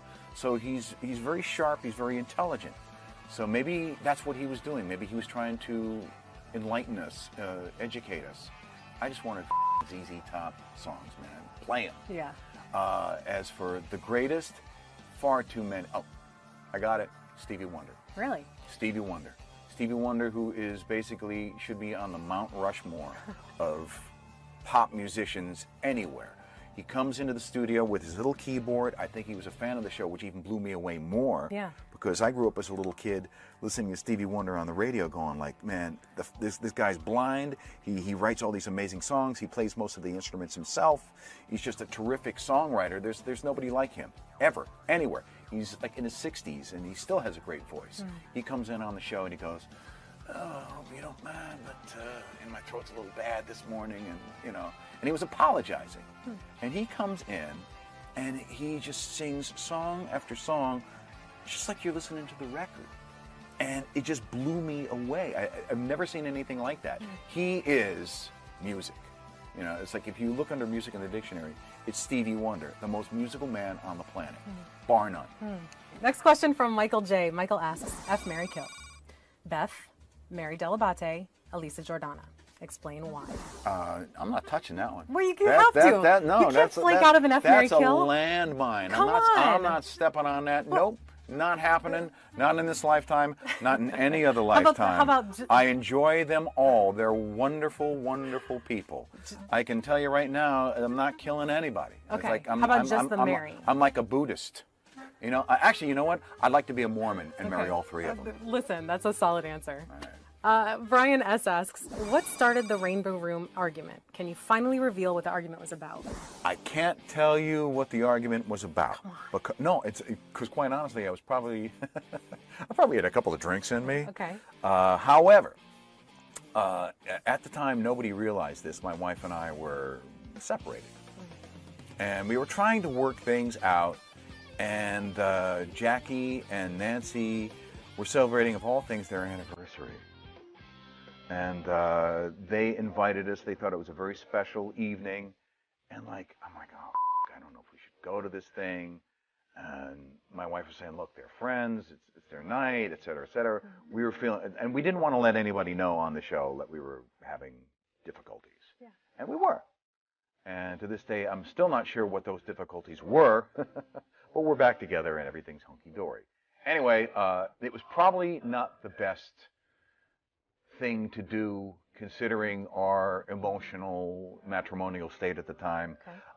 As Jackie and Nancy got up to dance, I think I was kind of pressing, why aren't things working out? Why, like we're going to solve, our marital problems, with me being half drunk in the middle of a public place with people watching, et cetera, et cetera. And it went very bad very quickly. And the only thing that I could do at that point in time was just, you know what? I'm upsetting her. I'm ruining the evening. I got to walk. And that's what I did. So any other stories that you may have heard of that evening of me throwing things, not true. Me trying to hit somebody, not true. There was some allegations made that I can tell you right now. I may have been looped, but other than being clumsy and loud and stupid, that's as far as it went. Good to know. Thank you for shedding light on that. Question from Tony N. Tony asks, where do you think you would be today if you and Howard never crossed paths? Man, that's almost like one of those things like a Jimmy Stewart movie or something like that. You know, every time you hear a bell ring, you know, Sal drops his pants. I don't know where I'd be today, I'll be honest with you. It was a happy accident that it all went down.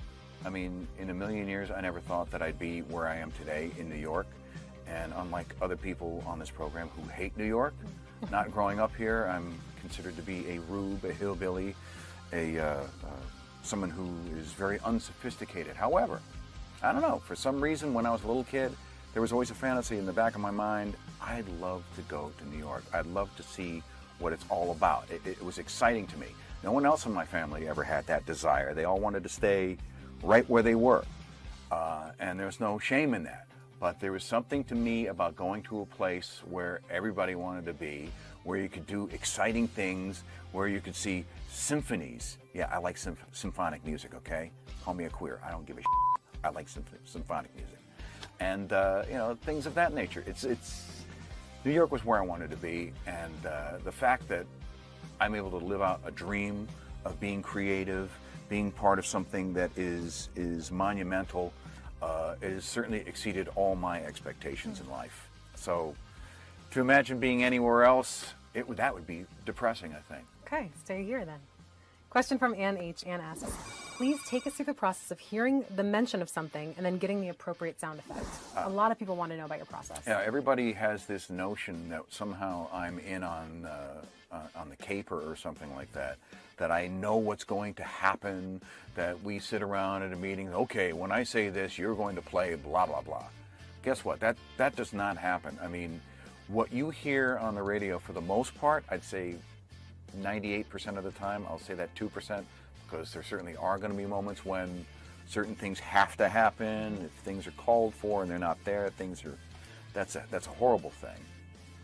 But a lot of times it's just listening intently, and almost like trying to predict, you know, and going like, all right, this is maybe, my stomach growls, I didn't plan that.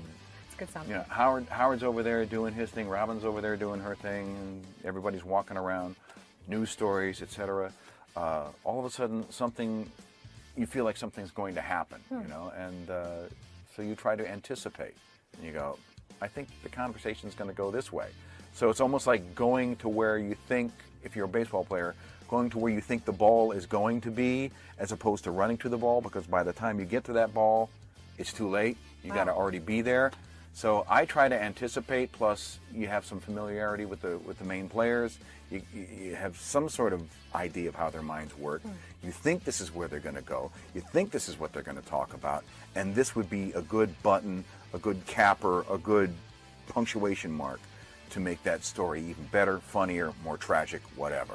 You know, it's usually, I mean, look, to me, it's like if Robin starts reading a story about a tragedy and to throw in a Jackie laugh. I mean, you know, and people are always disappointed when I don't do that. Got it. I was like, but if I do that every time, you're going to expect it. It's kind of, you know, it's like, so you got to wait for it, guys. Wait for it. Excellent. William W. asks, who were your heroes growing up that inspired you to get into radio?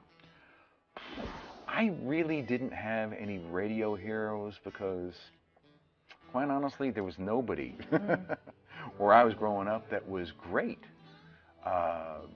And I didn't have access to New York radio. We're a little too far away. I mean, you know, when you hear the stories about the Cousin Bruceys and Marie the Kays and all that, I mean, what they were doing in Hartford, which was the main market where I grew up, it was all pale imitations of what they were doing in New York.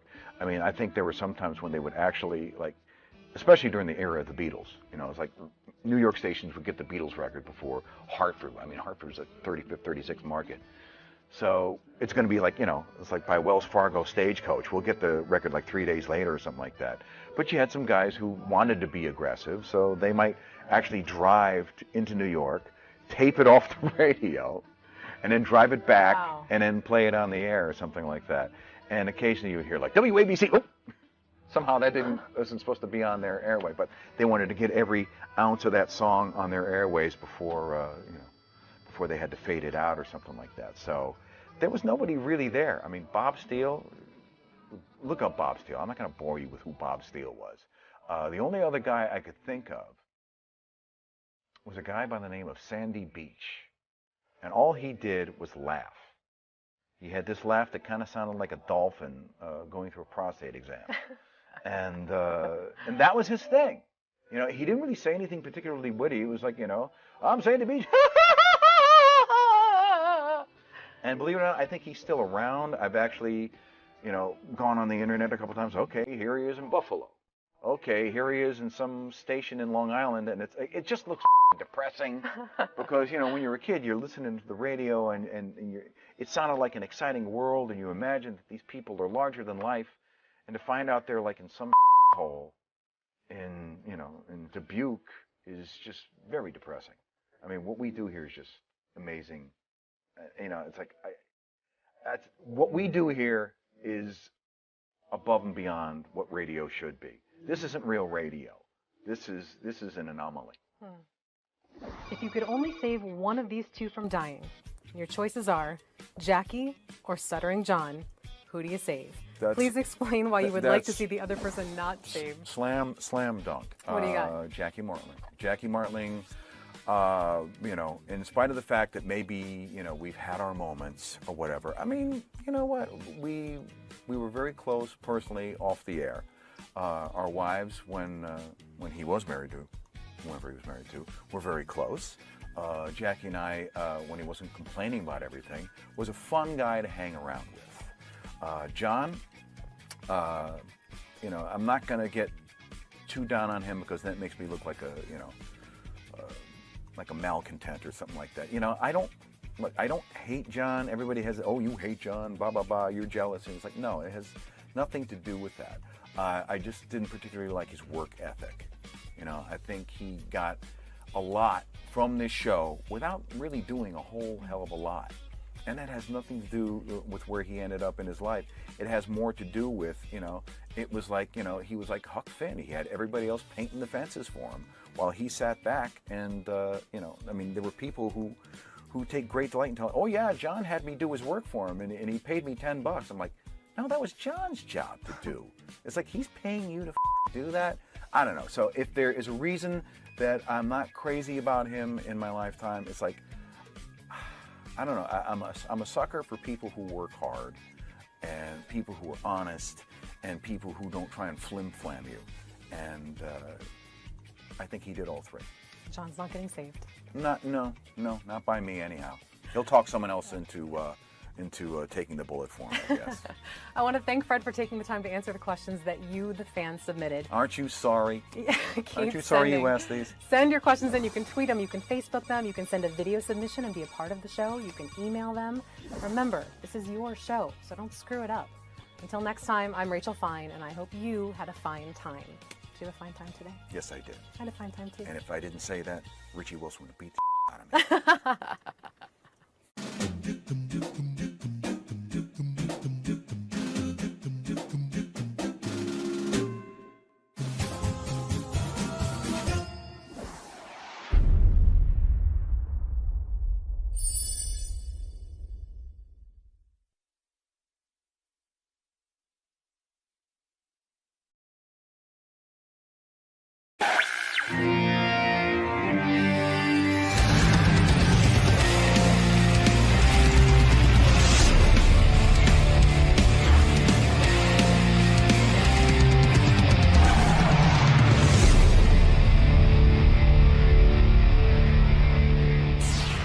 How you doing, Tom? I'm well. Good morning. Good morning. What's good about it? Well, nothing. It's Monday. I got 3 hours of sleep. Yeah. I've got hemorrhoids the size of golf balls. Where am I going? I should say bad morning to you. It is a bad morning. Right here. Screw morning. I'm a comedian. What am I doing up at this hour? I know. This is wrong. This is not right. So how are you feeling, Tom? I mean, I know you've gotten to know Howard a bit through America's Got Talent and your run on that show. Yeah. So how do you anticipate this going, making the transition to the studio? I think it's going to be kind of like having warts burned off your penis. It's going to be painful. There's going to be some blood. Not looking forward to it, to be honest with you. I am. I'm actually honored to be here. Thrilled. Big fan has. Well, I hope it's not as painful as what you just described. Like you've never had warts burned off your penis. All right, maybe a few, but A few. I think if it's under 10, it doesn't count. So No. It's always an under 10. All right, man. We'll see you in the studio. Thanks, buddy. All right, thanks. Yeah. All right. Tom Cotter was on America's Got Talent. I am a judge on America's Got Talent. I, of course, encouraged him, and I felt he was terrific. I think he should have won. But he didn't. The America voted. America have voted, and they voted not for Tom Cotter, but he came in number 2. Hey, Tom. Good to see you. Be seen. Thank you. Sorry we were late with you. We had 2 black gentlemen in here yelling at each other. I heard that. Yes. And nothing's better than that. Nothing's better than 2 black guys yelling at each other, so there you go.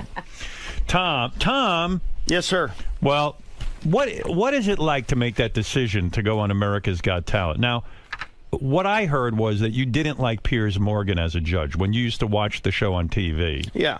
And you would, maybe years ago even thought about going on America's Got Talent, and you said no way because of Piers? Well, he has a stick up his ass. I think we all know that. And you replaced him, and you're comedy friendly, as is Howie. So it made it much more agreeable for comedians to come on. The first year, 2 comics made it to the semis.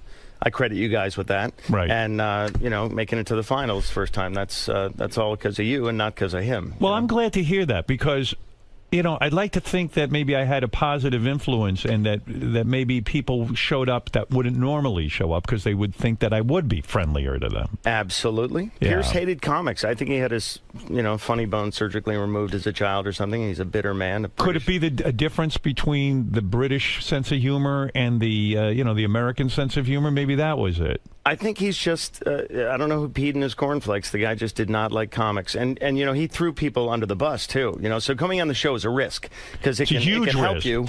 Or, they can say something nasty and set you back a couple years, which they have in the past. So Yes. I was worried about that, too. Yeah, I often think about that. If I was a stand-up comic, would I go on one of these shows? Because if they blow you off early and tell you you're shit. Yeah.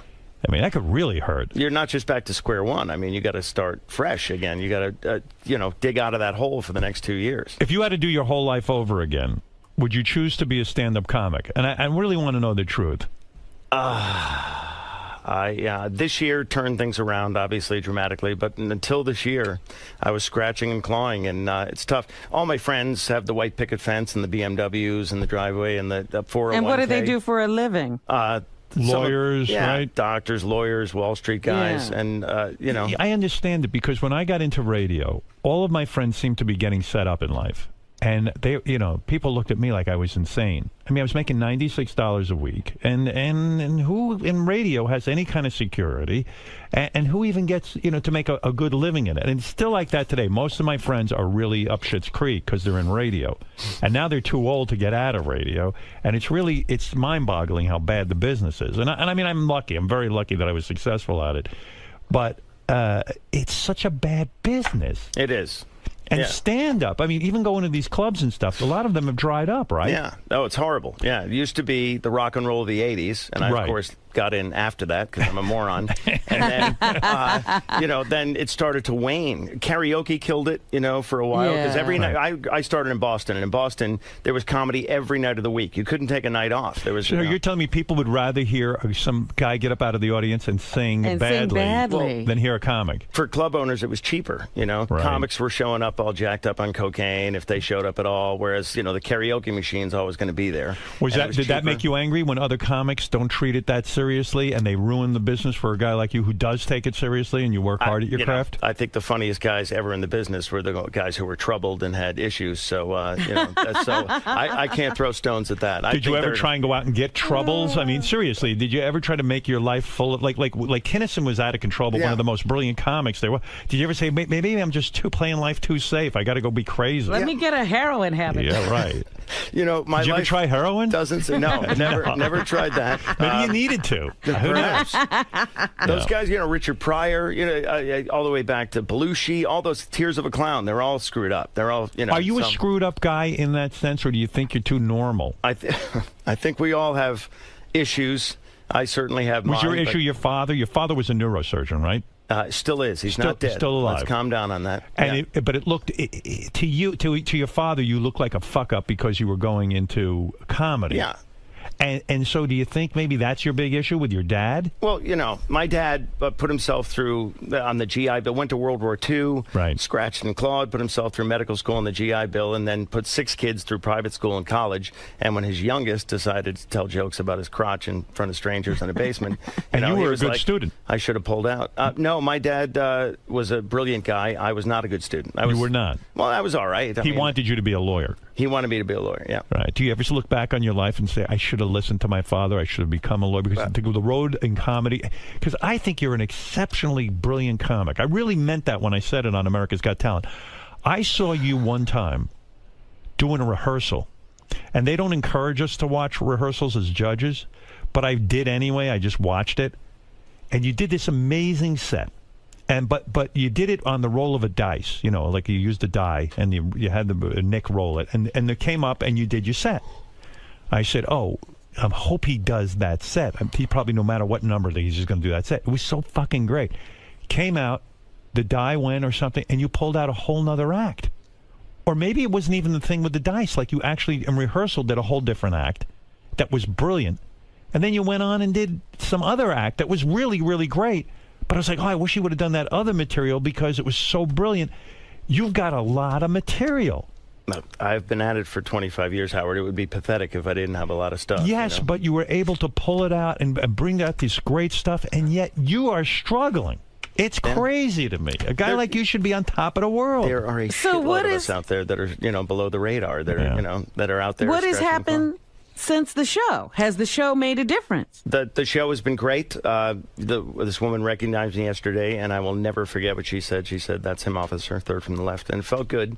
She singled out like that. It's been good. Yeah, obviously, you know, your stock goes up a little bit. You did the America's Got Talent tour, right? I did. Yeah. Well, it's not the tour. It's this. There's one show in Vegas, that's stationary at the Palazzo, and then there's a tour that also goes around. Diddleman's on the tour. Oh, is he? He is. The crowd loves him, right? The crowd loves Diddleman. I love Diddleman, the mentalist. Great dude. Yeah. You like him. Of course I do. Great dude. I recently had, who the hell did I have on? I had Horse on. And I know. And he said he didn't like the Sand Artist. He didn't like him as a person.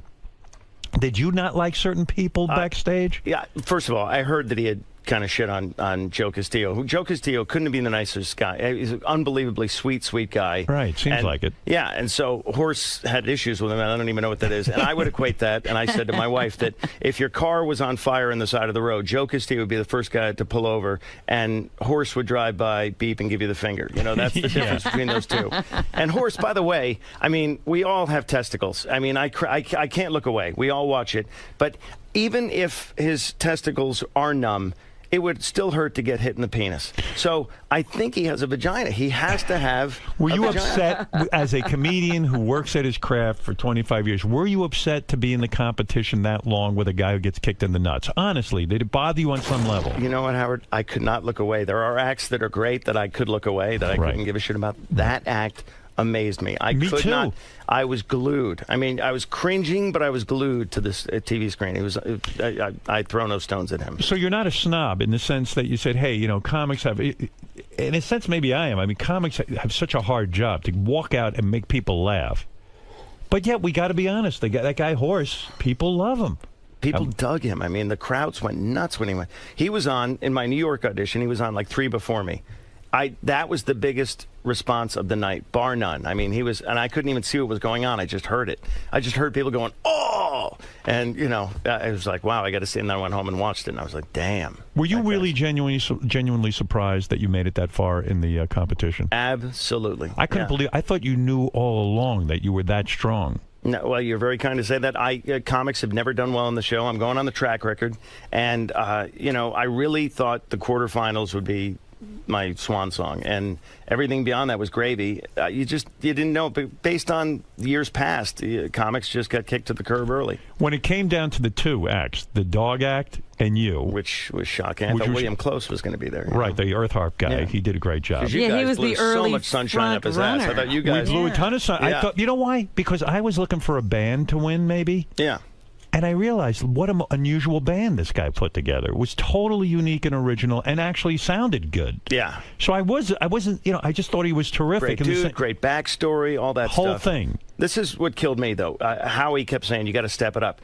His first audition, Williams he was the harp. Right. Second audition, the harp and a drummer. Third one, harp, drummer, band. He Fourth, stepped it up. Ballerinas, and by the end, he had some chick flying around the goddamn thing above. Yeah. He had so much shit on it. And I'm like, what can I do? I could light my balls on fire. No one is going to give a shit. So, I mean, that's what I was up against the whole time as a monologist. I'm like, what do I do? No, you had to come out each week and be funny. That's it. There's nothing you can do. You can't light your balls on fire. Well, I was worried that you of all the judges were going to shit on me for the Comedy on Demand thing because I thought you were going to say it's a gimmick. What are you doing? Tell your jokes. So I thought you showed off, and it just showed the depth of your material. I thought it was a brilliant move. That was a tricky thing. I didn't know if that would work or not. Did you ever attempt to sabotage the dogs backstage with one of those dog whistles or something where you could? I would think that I would do that if I was a contestant. I would have blown this dog whistle and fucked them up. Get some meat, something. Yeah, you would do something. Yeah, like plant gravy in the audience, something like that. I will not besmirch that act. They're a great act. They get their dog treats from Lance Armstrong. I don't know what that means, but I am not bitter. I did draft Michael Vick to my fantasy football league the next day, but that is coincidental. No. Didn't you kidnap one of the dogs and drop it off at a Korean restaurant? Something like that, someone told me. No. But if it were Korea's Got Talent, I'm pretty sure they wouldn't have won. So anyway. you growing up, you decide to become a comedian. Did you go to college? I did. And in college, you were going out and performing at all these different clubs? No. Senior year, I did a muscular dystrophy telethon, had a showcase, a little thing, and I did that. And first time ever you went up on a stage? First time ever going up on stage. Did you bomb? The audience liked me, but I was disqualified because I said evil things about the faculty and the administration, so I was disqualified from the competition. But did you actually have written jokes, like you had sat and thought about it? Yeah. I had run for president of the student body. Is it true when you ran for president of the student body, you lost to a dog? No. Is that true? No, I lost to another dude, a human. A human, yeah. Up until then, I had painted myself as a goody two-shoes kind of guy, and so once I lost, I said, shit, all bets are off. So I just went up and just crapped all over the faculty, administration, the other fraternities, all this stuff. And the judges hated me, but the audience liked me. And I was like, wow, that was my first tease. That was like, I got to try this again. So financially, what is the best year you could have as a comedian? Like here you are when what was the year that you point to that you really made some good money doing this thing? I'm in the midst of it right now because of the show. Absolutely, yeah. That's fabulous. Yeah, this is great. Was there a time you almost said, "Hey, I'm not going to go do America's Got Talent because I don't want to stand in line"? Did you have to? Absolutely. But you had to stand in line with all the crazies, right? This is 6 seasons, and people said to me, my style is kind of rapid fire, and for 90 seconds they were like, "You are the perfect guy to do this. Do it." And for 6 years, I said, "Screw that," because I would watch it, and Pierce would shit on whoever came up, and I'm like, I'm not going to have that British pussy shit all over me in front of 19 million people. Not after all the work you put into it. Exactly. So. Then you come aboard and someone said try it now, and I'm like I'm not getting any younger, I'll give it a shot. So I went for it. Were you thinking of leaving the business up until America's Got Talent? Like, were you actually considering it? I was making a living. It's just I didn't want to be out on cruise ships anymore. I was doing gigs for Fossils and Foreigners out on the sea, and it just sucked. And why does it suck so much? Is it because you're away from home and your kids? Yeah, and you're off the radar. I mean, because if there's a last-minute audition, they're not going to send a helicopter for you. You're out in the middle of the Caribbean, you're done. You're screwed. So you miss everything. What kind of money can you make being on a cruise? Can you make some decent bread, though? It's decent. I mean, it's decent. And I liked working for those people. They were great, and it's wonderful, and I may do it again in the future at some point. But I don't, it's And you were also doing, like, voiceovers, and you were doing very well at that, but even that business has kind of dried up in a sense. Well, you know what the issue with that is? Before you'd audition against maybe 100, 150 other guys. Now everybody can go into their walk-in closet with their laptop and audition. So now you're auditioning against 1,000 guys or 2,000 guys for the same spot, and it's just supply and demand. What was the biggest commercial you ever did as a voiceover guy? Voiceover, I was the voice of Pepsi Max and Doritos. God, the you one were the voice of Doritos. Well, the product when they came out with Wow. First, it was Wow. Remember, there was the one with the Olestra. It had the it was fat free. That didn't the take issue off. with that was anal leakage. They had in their warning label, may experience anal leakage, and so they changed it to Doritos Max, and then they said abdominal cramping and loose stools, and that was a better. I swear to God, this is the truth. But I get Did to go you and have read to for all say those. that? Were you a Dorito? Did you play a Dorito? No, that was beyond camera. I did most of the voiceovers. I did all the voiceovers. So you were like, hey, I really liked Doritos are great, and you did that. Yeah, all that stuff. Yeah. No kidding. Ain't no Doritos cramping Max, and you know? loose stool. And I had the Gen X voice at the time, and I was a big fish in a small pond. But then that all kind of went away when I started going out on the road. If you're out on the road, you can't audition. If you can't audition, you can't book.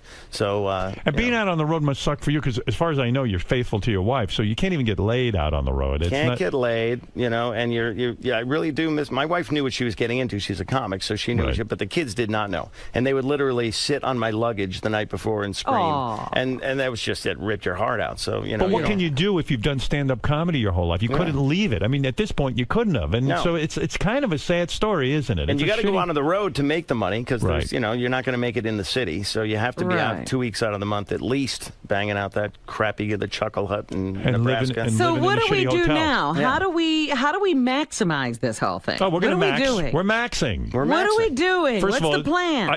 There's a plan. You've got to get a television show, right? I mean, that's the next move. Your lips to God's ears. We will see what happens. That's there. what's got to happen. Well, I've heard some rumors. I've heard Yeah. a couple I heard of NBC's rumblings. high on you.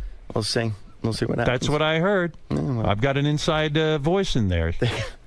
They have been very nice to me so far. How about a Tom Cotter T-shirt? What about that? I mean, I don't know if we want or that. maybe a Tom Cotter sweater. I mean, you've got that look down. Yeah. Everyone knows you for that. I got to get the sweater back to Richard Simmons by noon. Yeah, It's a little gay. and your wife is a stand-up comic She too. is indeed. Can't somebody have a stable job in that family? No. Right. Our Somebody's kids gotta are make gonna a be living. in therapy by the time they're 10. Does she go out on the road and work? She does a little bit. You know, we have a 5-year-old now, and we have twin 10-year-olds, so she's kind of anchored at home. She's like many wives. She's put her career on the back burner to raise her Does kids. she ever write material for you? Will she say does. She does. Yeah. Yeah, because why not? I mean, when you were doing America's Got Talent, did she ever write some of the jokes that you used? She helped me punch him up, you know. Yeah. She and I both did. This is our third reality show on NBC. We both did Last Comic Standing. Oh, and did you? How'd you do on that? She went further than I did, and we hear about that every time we have a fight. Right. And then Is I that did true? a little thing on To Catch a Predator, but I don't want to talk about that. But To Catch a Predator? Yeah, That's not the place you want to show up. No. I'm pretty sure that was a joke. Yes. Yes. She went further than I. She went to the finals of Last Comic Standing. Last Comic Did she really? Yeah. What's her name? Carrie Louise. Carrie Louise. But she's banking on you making it now. Yes. Well, she's busy at home with the kids. Yeah, but maybe Tom should be home with the kids and Carrie Louise should be out there. Did you meet on the road? We did. Yeah, it was a workplace romance. We were both Boston comics, and we went and did a ski gig together over New Year's. And my parents had a ski place up in New Hampshire, and I, Seduced her there? Yeah, basically. How long did it take you to get in her pants? One nighter, huh? No, she made me work, man. She made me work hard. She didn't want to be one of those, you know, there were certain comics that dated a lot of comedians, Right. and, you know, one of them was named Comic Relief, and she didn't want to be that person, so she made me Did she date work other hard. comedians before She you? did, yeah. She did. Yeah. Who's her most I would famous? much rather not discuss it because You know it the makes whole me list? nauseous and gives me loose stools and abdominal cramping. Is it a long list of comedians? It is a short list. Yeah. A short.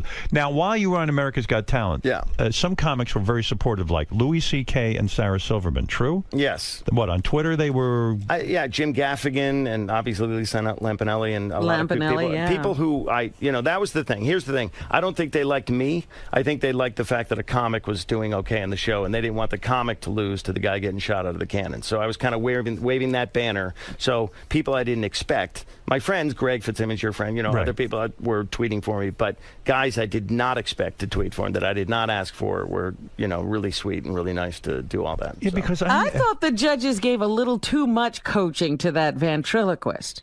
You know, I like gave him they coaching. I brought him back. you literally told him what to do. I absolutely did. To stay on the show. Absolutely. Not fair. Not fair. Of course, that's first of all, Tom. What are you going to tell him? The guy has good material. That's it. Yeah, and that's what you should be banking on is a guy who already has the motivation and incentive and the talent. They said- not telling No. a guy what to do. They said to me, do you have words of advice for these guys? And I said, yeah, if it was me and I had a dog act like that, I would use super... I'd go get somebody to write for me. That's right, because he didn't have good material. And I said, it's got to be super topical. Throw in some stuff that's going on in the political race. It was hot right then.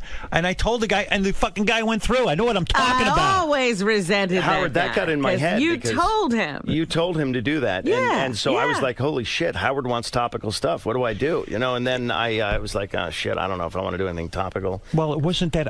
I saw his act, and I said, what could he do to win? If he even does 6 mediocre jokes, all he needs is 6 with that great puppet. Yeah. Because that illusion is good with It's the an puppet. awesome And illusion. it's half dog, half puppet. Yeah. And I said, it's so great. I said, all he needs is like some Jay Leno type monologue stuff, and he will kill. And then what did he do? He got the set of The Tonight Show on the stage and did exactly that. And he went ahead. And the audience votes. I don't vote. They are asking me what he could do. I told him what he could do. Yeah, but I thought that was a little... It was almost like writing a prescription for him. That's right. I'll do it for any of the candidates. But Tom had to do it on his own. Well, hey, good for Tom. I mean, and the guy, you couldn't be with that guy for the rest of his career. Hey, Robin, what are you attacking me for? Tom's the contestant, not me. What the fuck you want from me? I'm trying to make the show interesting. Trying to keep it real. He was a great dude. I liked, all the competitors. I know people want you to throw other people under the bus, but they really were, we were sequestered for so long, in these The little holding kids rooms. didn't annoy you when they were dancing and shit? No, they were my height. That hurt my feelings a little bit. But they were actually perfectly pleasant, and their parents...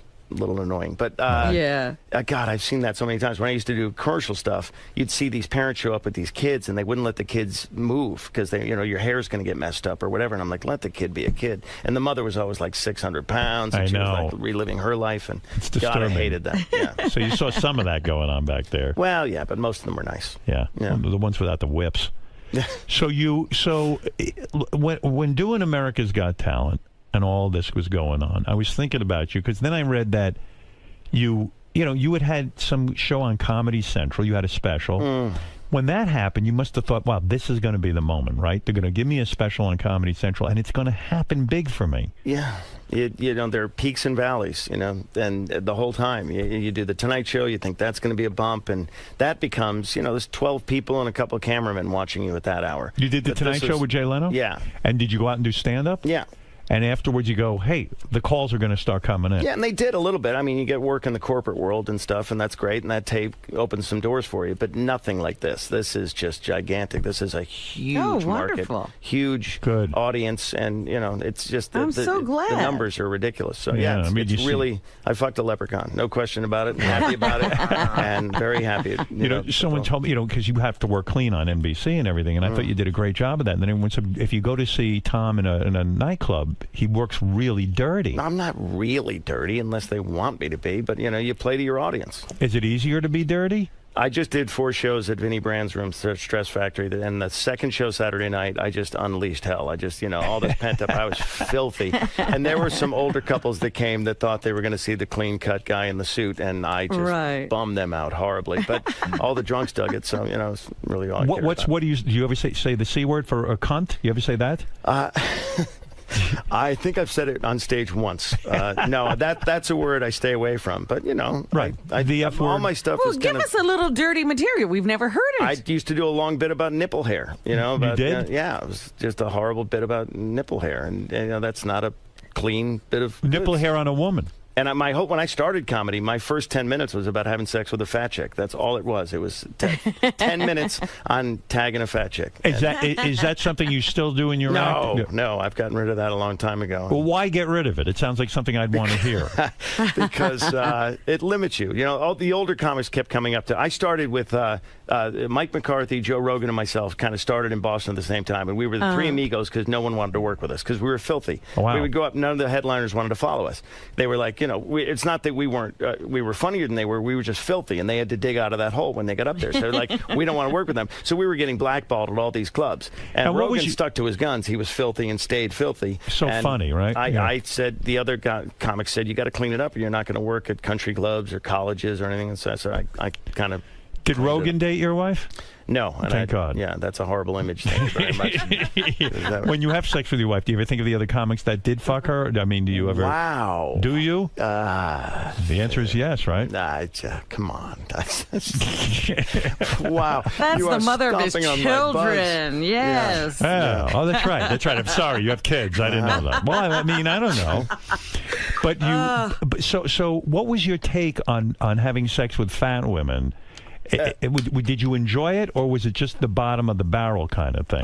It's fun. It was fun. Yeah. The more And you're the a cushion, hero. the better the pushing, and you know. Oh, so you liked Fat it. chicks are like mopeds. They're fun to ride, but you don't want your friends to see on them and all that stuff. Just, you know, fat chick can suck a golf ball through a garden hose so she can turn your testicles into raisins in a matter of seconds. That was one of the lines. It was this long thing about never let them get on top because they'll crush you. It was just horrible. It was filthy. Went on and on. And then a clean comic would go up after that and go, you know, the room's already ruined. I spoiled the room because now they had this image in their head, and then this guy's going to come up and talk about clean, clever shit. So when you say other comedians were with your wife, holy are they good? shit. Are they good comedians You or are are they like a bad pit bull. comedians? Well, In they're your all opinion. bad. They're all bad. Were they headliners at least? She had a couple of headliners. She had a couple of headliners. Yeah. All right, good for her. Yeah. I like that. Yeah. No open micers. Where's your wife? Is here today? She is. Can I say hello to her? Howard. Let me say hello to your wife. My wife would love. She would be honored to make your acquaintance. So yeah. Carrie, you said her name. Carrie Louise. yeah. Carrie.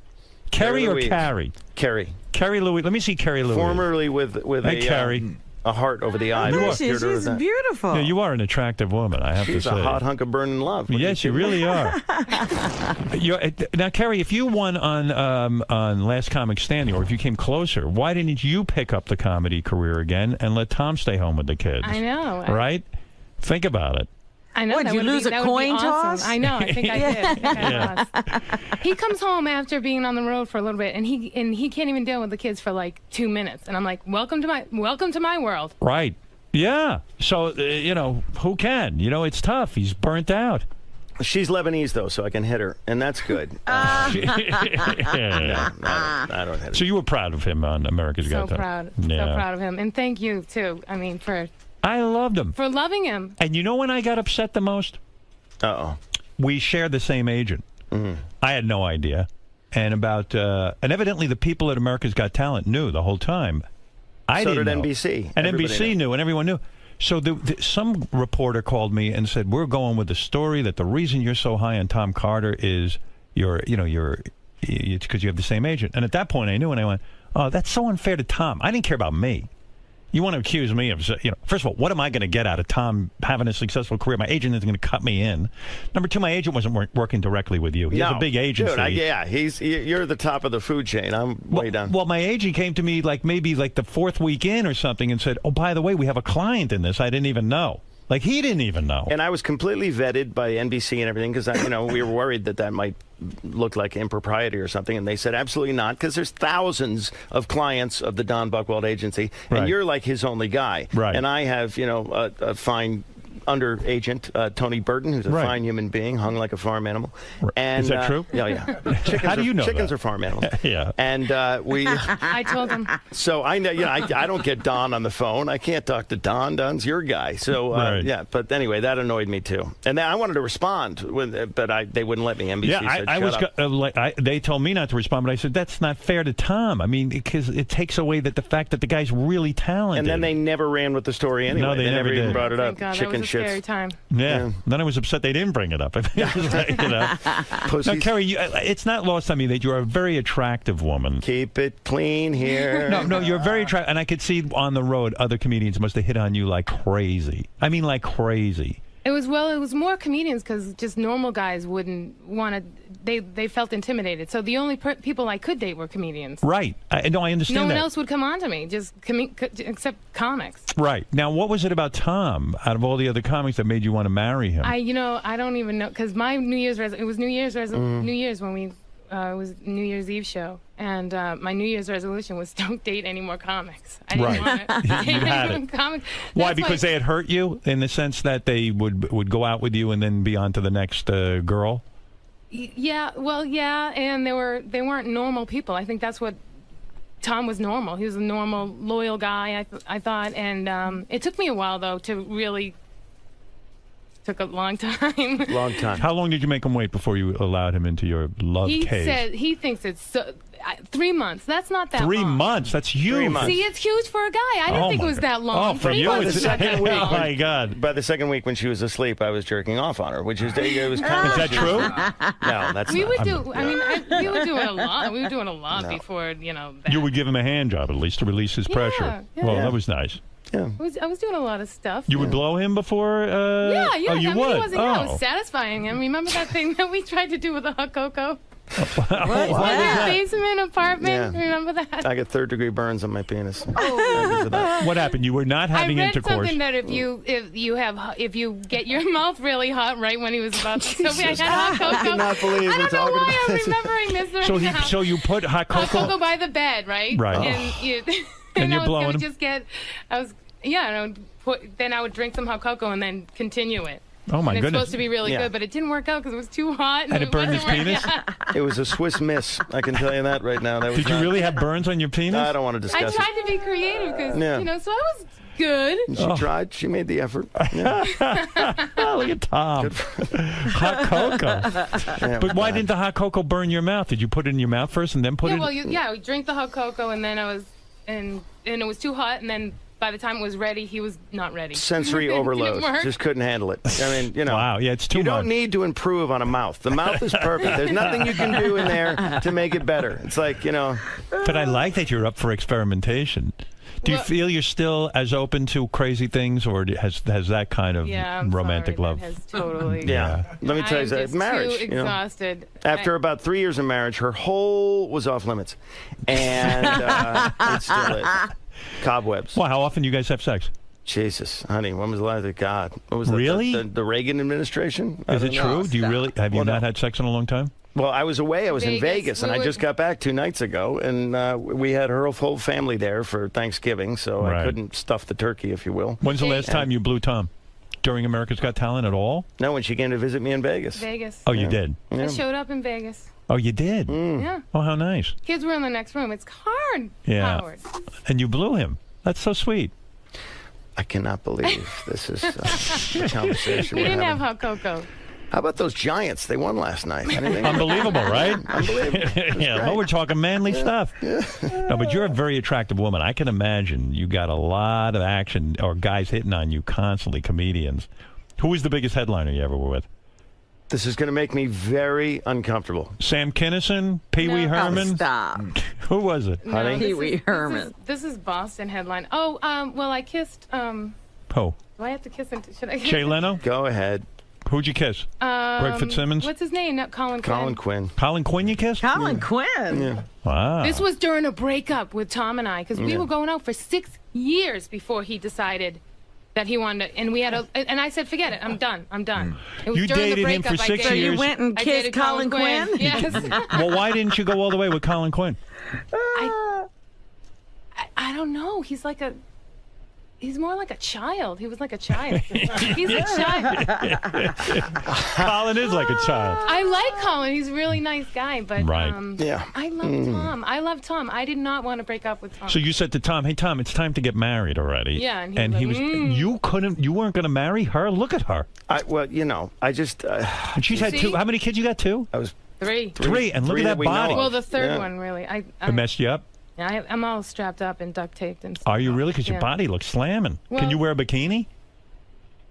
Yes, she can. Yeah, She can rock a sometimes. bikini. So what are you talking about? Well, it's Were And you those are stretch real. marks? See those titties? Those I are don't have absolutely Are those real. titties real? Those are I didn't think they perfect. were. They are What are they, absolutely C's or Wow, D's? real. Tom. it's a good. Is that a D cup? No, see, C. And they're real? they're real. Are they floppy or are they? Yeah, they're long. They are long. not. My They're son perfect. came in. My 5-year-old son, came barging into the bathroom and started crying about something. And then, before he left, he's like, "Mommy, your boobies are really long." Like cucumber titties? So yeah, I don't know. I need this. I need a lift A and lift. a tuck. So Why, he you needs got- that TV show. You got yeah, you need a TV Yeah, show. I do. You really do Yeah. need. In fact, I'm thinking the two of you need a TV show together. Well, This is pretty strong dynamic. yeah, well. When Like, when I'm not strapped in and duct taped, and it's that time of the month, I look 4 months pregnant. So when you make love to Tom, do you do it in the dark because you don't want him to see your stretch marks and stuff? She doesn't have I stretch don't marks. have stretch marks. No. Oh, so then what I do you am have? lucky I don't have stretch marks, but it's like that See, it's like my belly remembers the twins. And that time of the month, if I haven't shit in a while, I look 4 months pregnant. That's I'm my not beautiful lying. bride. That's my beautiful. That's the mother of my children, everybody. I just want Thanks the for tuning in today. I'm here Holy for a shit. cause. I want the tummy tuck. Oh, my God. You want one? I need one. Yeah, I need But my when they do it, sometimes my it's like a big muscles- scar. My muscles, I have a C-section Oh, you do? because of the twins. Right. So The they'll twins just go came right out in my through the C-section. sunroof. My Tommy, my youngest, was D-back, so she had the worst of both Yeah, I worlds. don't know She what is I was just thinking. ruined What do you mean? down there. What was so bad? Because You I said- wanted to know what it was like for, for a vagina. Vaginal. Birth. Yeah, vaginal Yeah, birth. she What wanted was to I know what it thinking? was 'Cause like, but now- anal fucking hurts. Yeah, so we can't do that. But we can fucking pull kids out of every other goddamn orifice. Why won't you now, get an Robin, anal? now when I sneeze, I pee my pants. Oh, no. So stupid. I was already cut up. Why Oh, didn't I let good. myself get cut up? This is still? really great. That was I'm glad I dumb. got up this morning. Wait, what you're complaining about is you had a C-section With the twins. with the One was twins, breached. and then you said, oh, on the third one I want to try it vaginally. Yeah. Right. I And want to then- know what it's like. Because why would I need a tight vagina? Why would I need that? That's Right. why on So earth? now do you have I like wasn't roast beef thinking. lips? No, but when I do jumping jacks or sneeze or cough, Yeah. I pee my pants. Is that really She's true? got that little, that pee. happens, that Howard. happens. I know. So I need That's that hot. operation too. I think that's hot. If you peed your pants, I think that's so hot. Get her in the tickle chair. You could make it happen. Don't do that. Tom, I think your But wife's there's, super Robin, there's an hot. operation that Thank can you, do sir. that. It can tie up your Right, vagina. you can tighten up things. So yeah. I need that operation too. I need Yeah. a lot of work. NBC just called Tom. They're giving the show to your wife. I don't blame them. They made a fine choice. Yeah. Yeah. Look, they already Wow. did the show with one comedian. They need to do a show with two comedians Why don't who you are married to each other. Why don't you give Tom anal though? What's he's complaining? Anyway? You know, let me jump in here. We decided on our 5-year anniversary that we were going to try anal, and I was going to have to do the laundry and the dishes for a week, and we did. And I'll tell you something, that strap-on fucking killed. 'Cause I can't even sit down. I'm glad I'm a stand-up. You're not open to anal? Dishes for a week. For me to do that, I'd have to have a lot more than dishes for a week. You Okay. doing the dishes for the All week. right. It would have to Okay. be a big Are you contract, afraid of it? Howard. Are you afraid of it? I'm not afraid of it. Do you want to try it? Do you want to try it? You did? We did. How about those Giants? Unbelievable. You tried and it didn't Eli work was out. on fire You last couldn't get it in. No, we did it once, right? Can we talk about how huge my penis is? Because Yes, it hurts. It's really big. God, I love you. It's so. I love you so much. Is it It's really so big? big that it has like angles and like look, it sways. It turns corners? Yeah. What do you mean it has angles? Because Like I it don't turns have any. corners. It sways to the left. I'm bent a little. You're I got that a- big? I Oh, got you're a bent? He can do bent. a helicopter trick. How many inches you think he is? Do you ever measure him? We never measured you, honey. No. Why don't you do that? I should. Yeah. Remember to measure from his balls so he doesn't go. So it He doesn't does go it. to his head. Can I tell him about the helicopter trick that you do? Let's not do that. Do right it. now. No. He can jump up and down like in a way, Jump up and down and make it flap. and his penis goes around in circles like a helicopter. Oh my goodness! Now, see, you should have done that on the show. You would have won. He would have won. I can't do that. You could have won AGT. You would have beaten You those would've dogs. beat those dogs. It kind of looks like a dog backflipping. Oh, wow. Congratulations. Wow. You could have taken flight above the audience. Imagine if you lifted off the ground. Wow, I wish I could do that. I have nothing. Like, if I jumped up and down, nothing would happen. Yeah. There's no helicoptering. It's a skill. It's a skill that It gets is you a- nowhere it's in a life, pretty but good it's a skill, skill. yeah. Isn't that how Vic Morrow died, with a helicopter thing? Yeah, he was cut by the blades of Tom's penis. Yeah. Wow. Yeah, that's a visual. Yeah. You guys are such a great couple. Yeah. You think Tom should have won, right? I mean, I really thought Absolutely. I thought he was going to get it. I thought he was going to get it too. And I love the dogs. Don't get me wrong. I think it was even good for America's Got Talent that a dog act won. In a So sense. do I. Yeah. But I would have felt a lot better if a comedian won, because I went in there with the goal to find someone who could really go to the next level, big break in their career, blah blah blah. And I think the dogs will do well. They'll always do well. That's a great act. But Tom should have just won. I think. Well, you're very kind to say that. The dogs, I will say this, though. I've worked with a lot of magicians where they abuse the animals. They shove the doves up their sleeves and they cram the rabbit in the hat. Right. But these guys could not be nicer to these dogs backstage. They fucking love these dogs. Yeah, I got that vibe, too. Yeah, they're really great guys, and it's a great act, and I'm no bitterness at all. I think they're really, really great. So. Really no bitterness? No. You're a good man. No, well. With a big cock. With a helicopter cock, apparently. Why would you try to put that thing in your ass? I mean, if it's that big, I Well, don't... that was before marriage. Oh, so you hated it, though, because you never went back there again. Do you remember? It was so long ago. Did I hate it? Maybe that was Colin Quinn, honey, because I don't remember that. And Jesus Christ. I'm surprised Colin didn't, like, fall madly in love with you. They all did. They did, huh? Yeah, she had. So what made you go back and marry her? Because you got jealous when you heard about Colin Quinn? Yeah, you know, our breakups were just brutal, and we. What were you fighting about? Just about marriage? I was nervous. She painted me into a corner the second time and said, "Play me or trade me." And I didn't mean to. I didn't want to. You made me. I got stubborn and said, well, "Nobody tells me Why what to were do." your parents pressuring you to? Hey, this guy's got to marry you already. Everybody was. And I was pressuring myself. Howard, I'm not that young. We were old when we got married. We started late. How old were you? 38. I was 38 when I got married. so you had to have kids. Yeah. I know. Yeah. I knew that's what I wanted. I love Tom, but I knew that I wanted kids more than.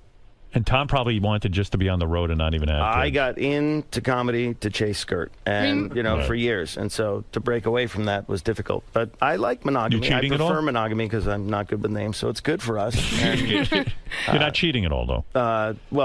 My hand, Yeah, I'm on a the chain road. stroker. Well, I don't mind that's okay. telling you that. I'm fucking hardcore. Would you tell him right now with me listening right now? If Yeah. he were? Yeah. Of I course he hope to would. God he's not. I said to him, I said, he could leave me right now because he's getting a lot of recognition. All these girls are coming up to him and, oh my God, you're so funny, Tom Carter. I don't even go to his Facebook page because it would drive me crazy. Right. But I said to him, he could divorce me and get a trophy wife. But I said, why don't you make me a trophy wife? You are a trophy, Right. baby. You're my trophy. Yeah, turn you into a trophy. It's cheaper because I'll take him for all he's worth. Oh, Jesus. Here you go. What is There's this? the cover of your CD. That's the cover look of her at CD. you. Oh my God, how did where's you this get picture that? from? Mike, Nice. that's the cover of my CD. The internet. Nice body. When was this taken? That was before the third one. The third one really did me in. But that was after the twins. That was after the twins. No, you are hot. Howard, that's a scratch and sniff photo. Give it a whiff. Smell good, too. Strawberries, right? Delicious. Nice. Smell like paper. See Tom's New Year's Eve show at the Comedy Connection in Providence, Rhode Island. Quit bragging. Yes, That's a big Providence. one. Oh, yeah. And for more information and additional dates, go to TomCotter.com. And all you hot chicks who are telling Tom now how funny he is on his Facebook page, there's a woman here who was with him when, he wasn't getting this kind of recognition. When So he was back off a bald. little bit. That's right. Yeah. When he wasn't When he was happening. bald. When he was bald. Yeah. Is that right? Hair plugs, dude. Is that right? 12 grand. Really? Yeah. They 12 did a grand. good job. Yeah. You 12 got the grand. operation. I should have had, I should have saved the money and shaved my head. That's what What I the hell are should've hair plugs like, though? Does it hurt when they stick them in? Yeah, it was, Where do they like get the hair like from? a trip to the dentist from the back of your head. They move it from the back of your head to the front of your head, and then it grows. Nice. And so, this is programmed to, the hair in the back of your head is programmed to grow longer, so I will end up with a plug hawk when I'm old, which will be ridiculous. How many times did you have to get it done? Twice. Twice, because it starts to fall out a couple of times, right? You know what killed me? I got it done because I wanted to do more commercial work, on-camera commercial work, and I'm sitting in the couch with a million scabs on my head, watching TV, and every fucking commercial is a bald dude, and I'm like, you motherfucker. Now bald is in. Jesus You went through Christ. that hell. Yeah. Wow. But, yeah. Are you glad he did it? You like it? Yeah, I like it. Hey, it looks good. Yeah, it looks good. Right. Well, listen, girls. Hey, and by the way, girls, if you're going to go on Tom's Facebook page, go to Colin Quinn's page. He's not married. Jesus. Right? You two are a cute couple. Right into therapy after this. Thank you for that. Appreciate that. Are you in therapy? Rehab and therapy. No, we should be, though. We should. Where do you guys live now? In Boston still? No. Where? Rockland County. Oh, Rockland County, New York. We love Rockland. Woo, Rockland. All right. Well, listen. Rock on, Rockland. That's right. You two are a great couple.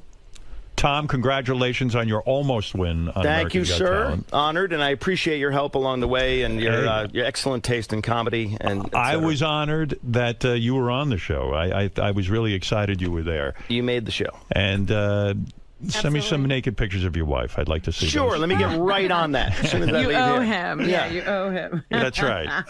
And let's face it. Yes, sir. What did we learn, Robin? We learned that he has a helicopter penis. Right. That's the most important thing. I can't believe you have a helicopter penis. The whole time I was looking at you on stage, I wasn't thinking helicopter penis. I never thought that. We learned that Kerry has a tight rectum. That's right. That's right. A loose vagina. Damn near killed him. Why do you think you never went back to anal again? Was it bad for you? I don't know. Maybe because it was. Yeah. Because I maybe want it my wasn't wife to enjoyable. enjoy sex, and when she's screaming in agony and bleeding from the rectum, I'm not bleeding? getting off on that. Were you bleeding from it? I don't think I didn't know. Did duty come out? I'm glad her parents are tuning into this. Where are your parents right now? Oh, who cares about Yeah, that? they don't. I don't think they. Wow. Yeah, I'm just thinking about it. I hope they don't. I hope they don't ever hear this Duty. and find this. All right, listen, you two. Yes. You know what? We've learned enough. Yes, we have. We certainly have. Too much. Too much we've learned. Too much. Well, I am saying officially Tom Carter and his wife should have a TV show together. Honored. Me too. Thank you. That's right. Well, one of you should have a TV show. One of us. I'm for any one of you having a TV I will show. stay at home and be a bitch. I don't care. Please, let me do that. I don't know, honey. Yeah. Can you handle that? I can. Yeah. Seriously, absolutely. Tom, you got to get a TV show. He does. Your lips to God's ears. We'll Talk see what show. happens. Yeah. Talk show, something. It's good. It's funny. All right. We'll be back right after these words. I'm afraid to leave her in there alone. Tom, I feel bad. Do you? I feel bad. Do you really feel bad? Well, I feel I think badly. you're full of shit. I don't think you feel bad at all. Well, I spoke to you earlier and treated you like a normal guy, not like a guy with a helicopter penis that Yeah. deserves a lot more respect. Yield to the helicopter. That's all I have to say. I mean, I'd be like one of those little pinwheel hats compared to you. So I'd show it to you, but you don't have enough money. what will? I heard you say damage control. What's that Are you going kidding to me? entail? I'm sure my Facebook and my internet is just blowing off. God, I knew he was going to do this too. They said, don't bring your wife because he's going to pull her in the studio and he's going to ask her if all her caves have been explored and all the other things. And I'm like, oh, Jesus. Carrie. She's like, I want to go. I want to go. Hey, man. Carrie, come talk to us for a second. Carrie. So you went from the green room to the studio, and then all of a sudden you're setting it on fire. I mean, you were really funny in that. Oh. Yeah. The green room to the red face.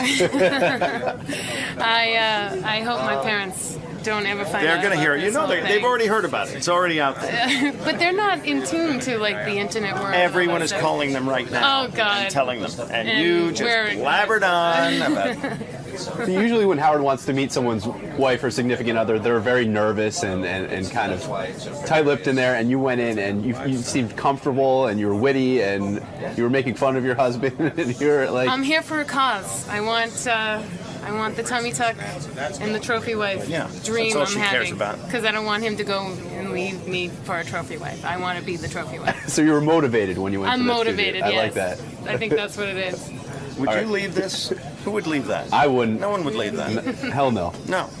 You did once. That Should was we go when there we were again? dating. We were dating. Nice house already. Jesus. How's the chick? All right, guys. Great interview today. Thank you. Thank you. Honored. Thank you.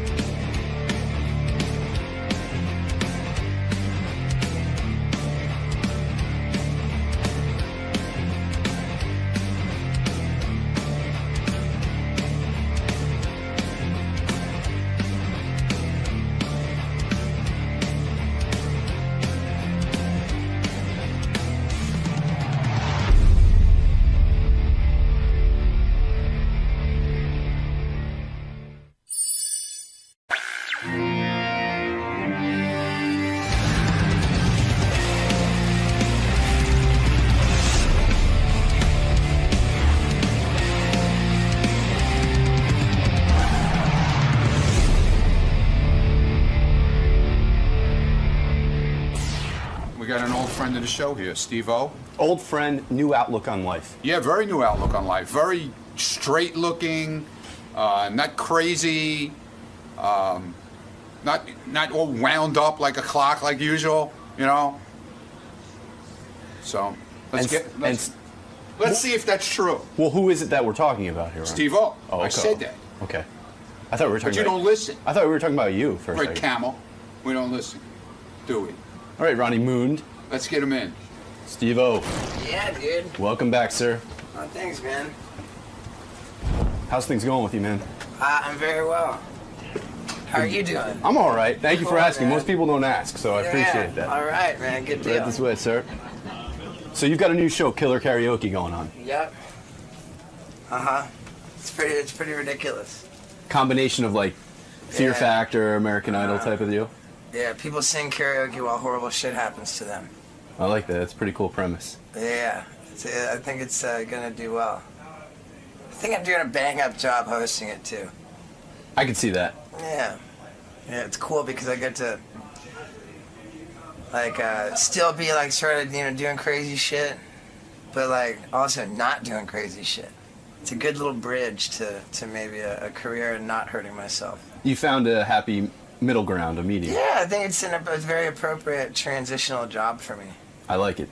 Yeah. Did you bring something for Howard? Is that? This is just a boxing glove that I wanted to get him to sign. And I got Robert Downey Jr. and Kim Kardashian here. I'm just getting cool people to sign it, and so that this family can auction it off. Like their little girl has cancer, and it's kind of a sad story, but I'm doing what I can. That's nice of you, man. That's cool. Yeah, man.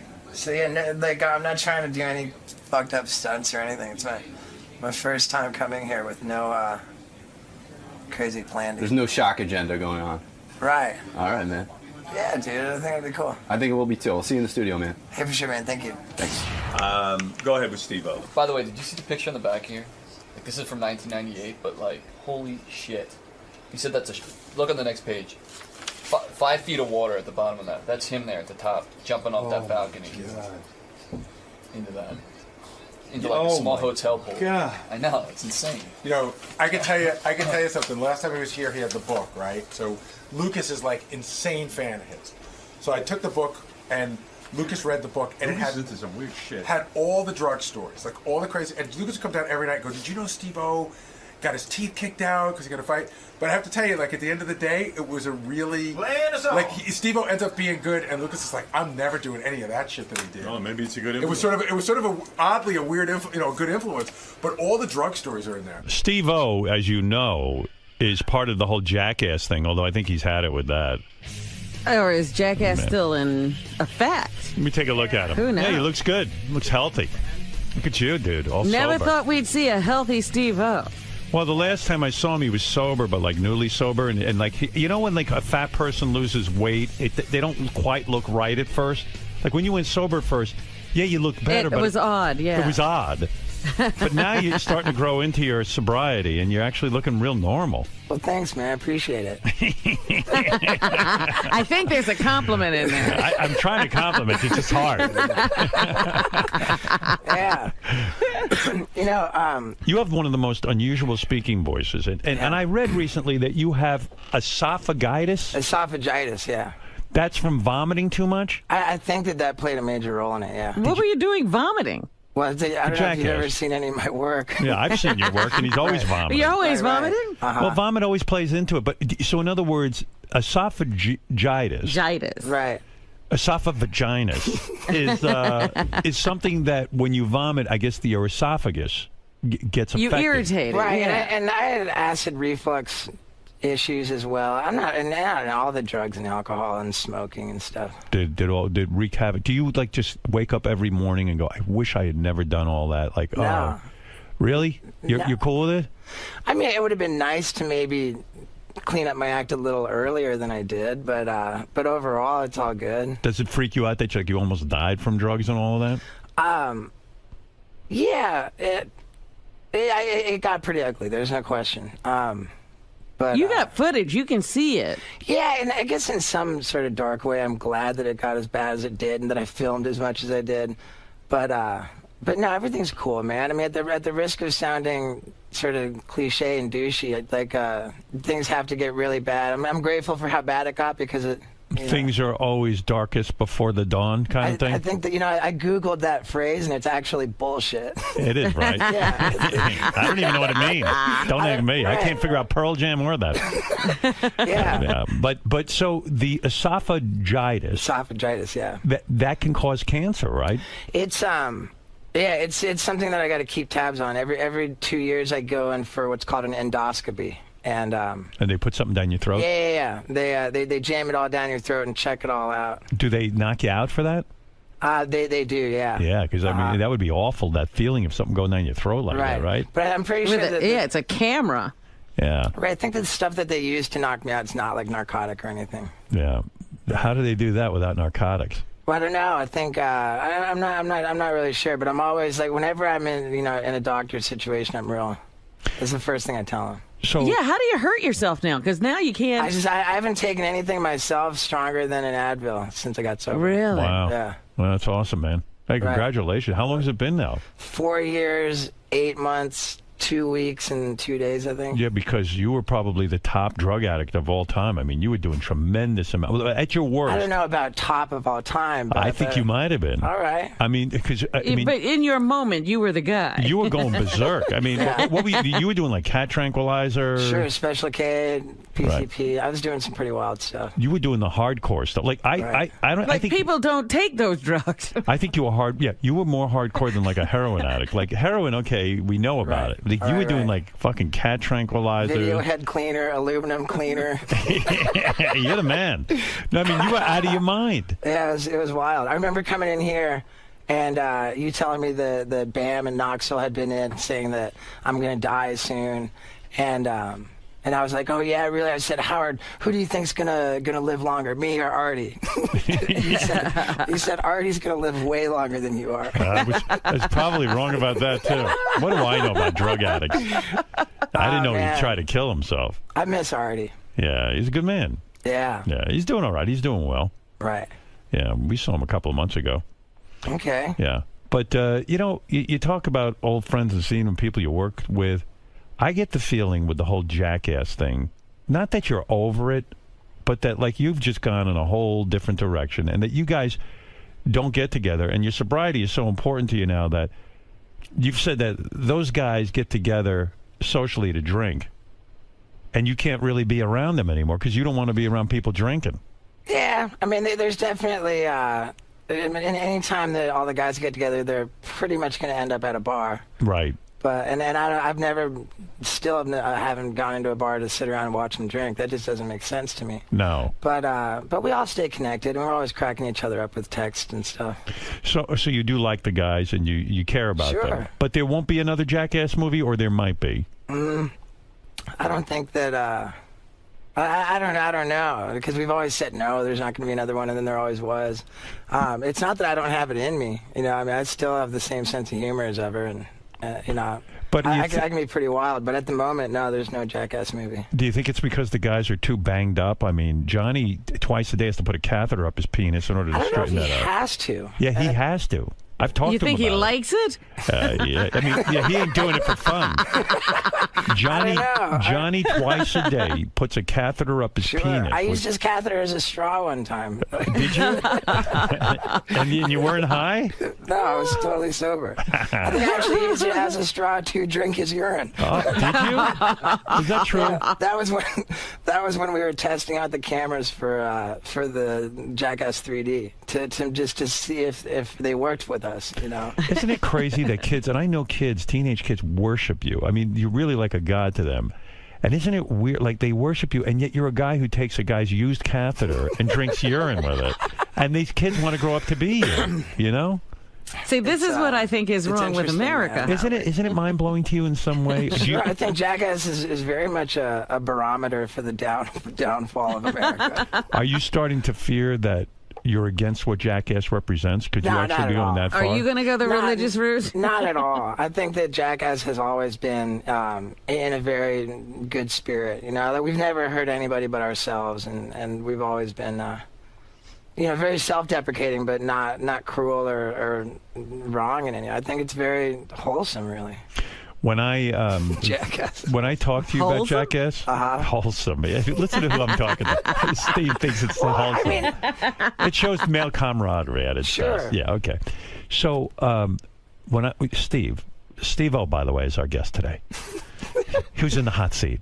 No, Steve. Seriously, I get the feeling that when I talk to you about Jackass, now when I talk to you about it, it's almost like when you talk to the Beatles after they were just about on the verge of breaking up. Like, in other words, everybody has gone their separate way, that you almost get the feeling behind the scenes that you and the guys, you know, you all have your different interests, you've gone your separate ways, and then it's almost like you don't even want to talk about it anymore. You've moved on in your life. You're doing stand-up comedy. You got a game show, which I got to talk to you about.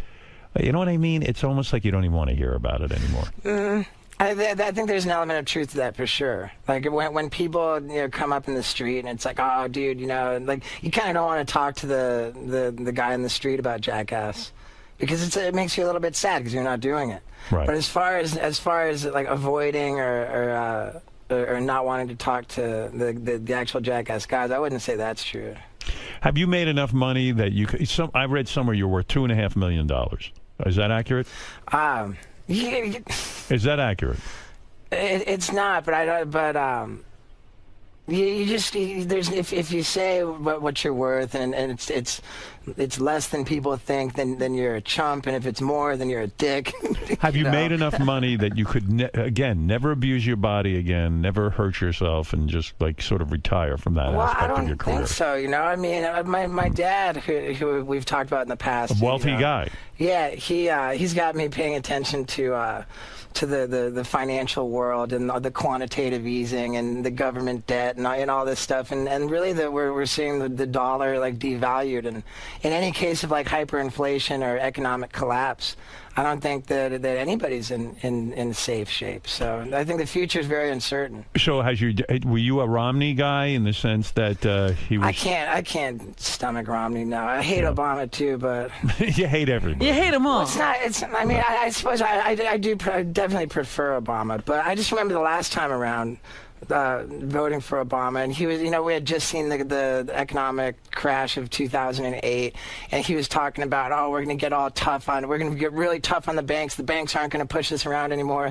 And as soon as he came into office, he just appointed everybody from Wall Street and the banks into all the positions. So would you have liked to see more regulation on Wall Street? Is that what you're saying? Well, yeah. It's sort of like the Occupy the Wall Street movement that says, hey, it's not fair. These guys are getting away with all kinds of nonsense. All the ridiculous salaries and bonuses and stuff, and Meanwhile, the country's not doing well, and these guys get richer in this weird way. Right, and everything that brought about that collapse, or I should say the crisis of 2008, nothing's changed. So. Are you allowed to vote? Weren't you born in England or something? I was born in England, yeah. And you were in Jackass. I think those are two reasons you're not allowed to vote. People in Jackass and people. I can vote. You can vote. All right. Yeah. So you're considered an American citizen. Well, I was born in England. My mom was born in Canada, and my dad was born in the States. So I'm triple national. I have all three passports. Could you run for president if we wanted a Steve-O for president? I think that you had to be born in the States for that. You were born on foreign soil. We'll never see you as president. Right. It's a pisser. It's a shame, Yeah. I love talking economics with you. Right. Now I'm like, this is the most amazing conversation we've ever had. Yeah, and now if you could just hit yourself in the balls so people remember. Just take a shovel and beat yourself in the face. Staple yourself. Staple your tits together. I was talking to I actually asked to talk to Richard, Christie, and Sal. Why? I think Sal's teeth look great, by the way. and when you said that my voice, is unusual, I should have told you that I'm getting over whooping cough. Someone has sobered up and is listening to the show now. Wow, it's awesome. I am, yeah. I've been listening religiously. Well, you don't worry about germs or whooping cough. I saw a picture of you recently where, I don't know if it was during the days you were high or you were straight. I would think you'd have to be straight for this. You jumped off. You were staying at. I'd have to be high, right? Well, yeah. You were staying at a hotel and you jumped into the pool. There was 5 feet of water, and you were, and you must have been about, I don't know how many stories up you were. I would say 7, maybe 8. No. I threw from a 3-story building into like 4 feet of water. You're insane. Were you high for that? I've done it like all throughout. That's actually kind of my specialty is diving into shallow water. Wow. I mean, so many guys have broken their neck and lost That's the ability amazing, to move. yeah. Right. And none of that. Yeah, I know we've talked about this before, but I have to talk to you about it again. Is there some fear that enters into it when you're jumping off that building into the pool? Sure. There is. Sure. Like, does it go through your mind that, hey, I might lose the ability to walk? Right. The thought process was always kind of the same. Like, wow, I could get really messed up on this. This could wind me up in a wheelchair forever. But I'll have it on video, and no matter what happens, I'm going to be the man. And then I'll count on my fingers. 1, 2, 3, go. And wow. and so the fear is overridden by the idea that you'll go down in history. That was maybe the dumbest always stunt the ever. plan. Yeah, that was the plan. Your friend who died, the guy, Ryan. What's his name? Brian? Ryan Dunn. Ryan. Right. He was doing 130 miles an hour in a car. Are you sort of jealous he went out that way in a weird way? Are you kind of like, of course... Am I jealous? That for the way... I mean, I guess in one way, I think that, you know, like... I'm grateful that he didn't suffer. Right. You know, I mean, I mean, not to be a real downer, but my mom had a brain hemorrhage and survived for 5 years afterwards. And those 5 years, she had bed sores and you know, really, it's really awful a way to hard go. time. Yeah. So anytime somebody goes quickly and unexpectedly, you know, I guess I feel good about that. I'm certainly not jealous of. Being dead, or do you... Well, I mean, you got to figure we're all going to be dead. That has to be okay. Yeah, but wouldn't you like to live your full life? I mean, you know, we don't know that there's anything... Would you want your death to mean something? Are you a religious man? No. You're not? No. But didn't you leave some event recently? Like, you're a vegan now, right? Right. Uh-huh. And you left some charity event because it was... Well, yeah, there was... because they served meat. Well, yeah, it was a diabetes event. And to be clear, I only went to that event because... I was told that it would be about promoting a plant-based diet as a way to prevent and reverse diabetes. Oh, I see. And that's diabetes 2, type 2 diabetes. Right. Type 1 diabetes you can't reverse. Right. But so what happened? Well, I walked into this event, and it was like a go-kart track, and I was supposed to do a celebrity go-kart race, and I was going to race Mini-Me, which I think is really hilarious. Can Mini-Me race? I mean... I guess so. Yeah, she's pretty messed up. He made a sex tape. Did he? Yeah. Mini-Me? Mini-Me made a sex tape, yeah. When was that? That was a while back. Yeah, Oh, right. It's actually a short film. Yeah. But yeah, I was going to race Mini-Me in a go-kart thing, and when I walked in, and they had like this big tray of just shitty chicken, and I was like, man, this is like what causes diabetes. You know, how are you guys going to have a diabetes event? But I thought you walked out because you said it also offended you, and you became a vegan for religious reasons. It wasn't anything like that. What it was I said I was there to promote like a. So it wasn't religion that entered into it? No. But what about when you go? But you go to AA, right? I don't like to talk about it. Yeah, but I mean, That's anonymous. But don't you have to pray to a higher power if you do AA? The concept behind a 12-step base recovery plan is a God as you understand it. So. So you can pray to anything. Yeah, you can pray to anything, and. Do you ever consider praying to me? But who's the higher power then? You got it. How can you do it? I think that the universe is the way to go on that. You know. Okay, cool. Like, whatever, you know. Right. I mean, I don't know. I heard about somebody who was talking about feeling really screwed because they didn't believe in God, and what are they going to do if you need God to get sober? Then what are they going to do? And so they went and they asked some sober guru, and the guy said, "It doesn't matter what you believe, but in the absence of self, God automatically rushes in, and anything that you any spiritual way of life, any religion, any it's always based on love and service. So, the idea is that as long as I'm focused on helping other people, then I don't have to worry about it. That's So why don't you? It's the idea. If you're in AA, the idea of not talking about it is to say, "Hey, I'm trying to hold this thing sacred, and I'm trying to keep it private so that I don't make a joke out of it." Is that the thing? There's that, and nobody wants to see it used for power and prestige. If you start using it as like, I'm doing that, like to make it sound cool in a way. Well, yeah, I mean, like what a great guy I am, and then people talk about it, and the next thing you they get loaded, and it's like, Yeah. oh, so it creates the impression that Yeah, we've seen that a lot. Because Kinnison used to come in, and he'd be so proud of his chip. Like, he'd go, look at me, I got a chip. And then he'd start And then screaming he about, start drinking to celebrate. Yeah, he would actually take out a big bottle of champagne and start drinking, and then he'd do Coke in the studio, and I'm like, you can't do that. We're government regulated. What the fuck are you doing? I throw him out of there. Yeah, so I don't know. I don't talk about whether I go or not. Yeah, well, I take that you go. Because if you didn't go, you'd say, I don't go. I think that I would respect it either way. I don't know. Well, hey, so this whole, what I thought was unbelievably mind-blowing about you was that you were dating Clooney's girlfriend, Elizabetta. Yes. I mean, that was a major score. She's super hot. She's a wonderful girl. Yeah, there's a whole thing going on with you and her, huh? Because no one like, she was with Clooney, and then she went to you. And everyone was like, "Oh my God! Like, what a come down!" You know, like you're what are you? You're such a bad guy. But like, no one could believe she went from Clooney to you, right? It was like mind blowing. I see how that's an entertaining story. I see how people can find that interesting. Yeah. Oh, of course. Right. If I ran a celebrity gossip website, I probably would have featured that story myself. I met her. Right. I was. Sure. I know George, and I was at a party at Jimmy's house, and she was there. What a slamming body on this chick, huh? But did the accent annoy the shit out of you?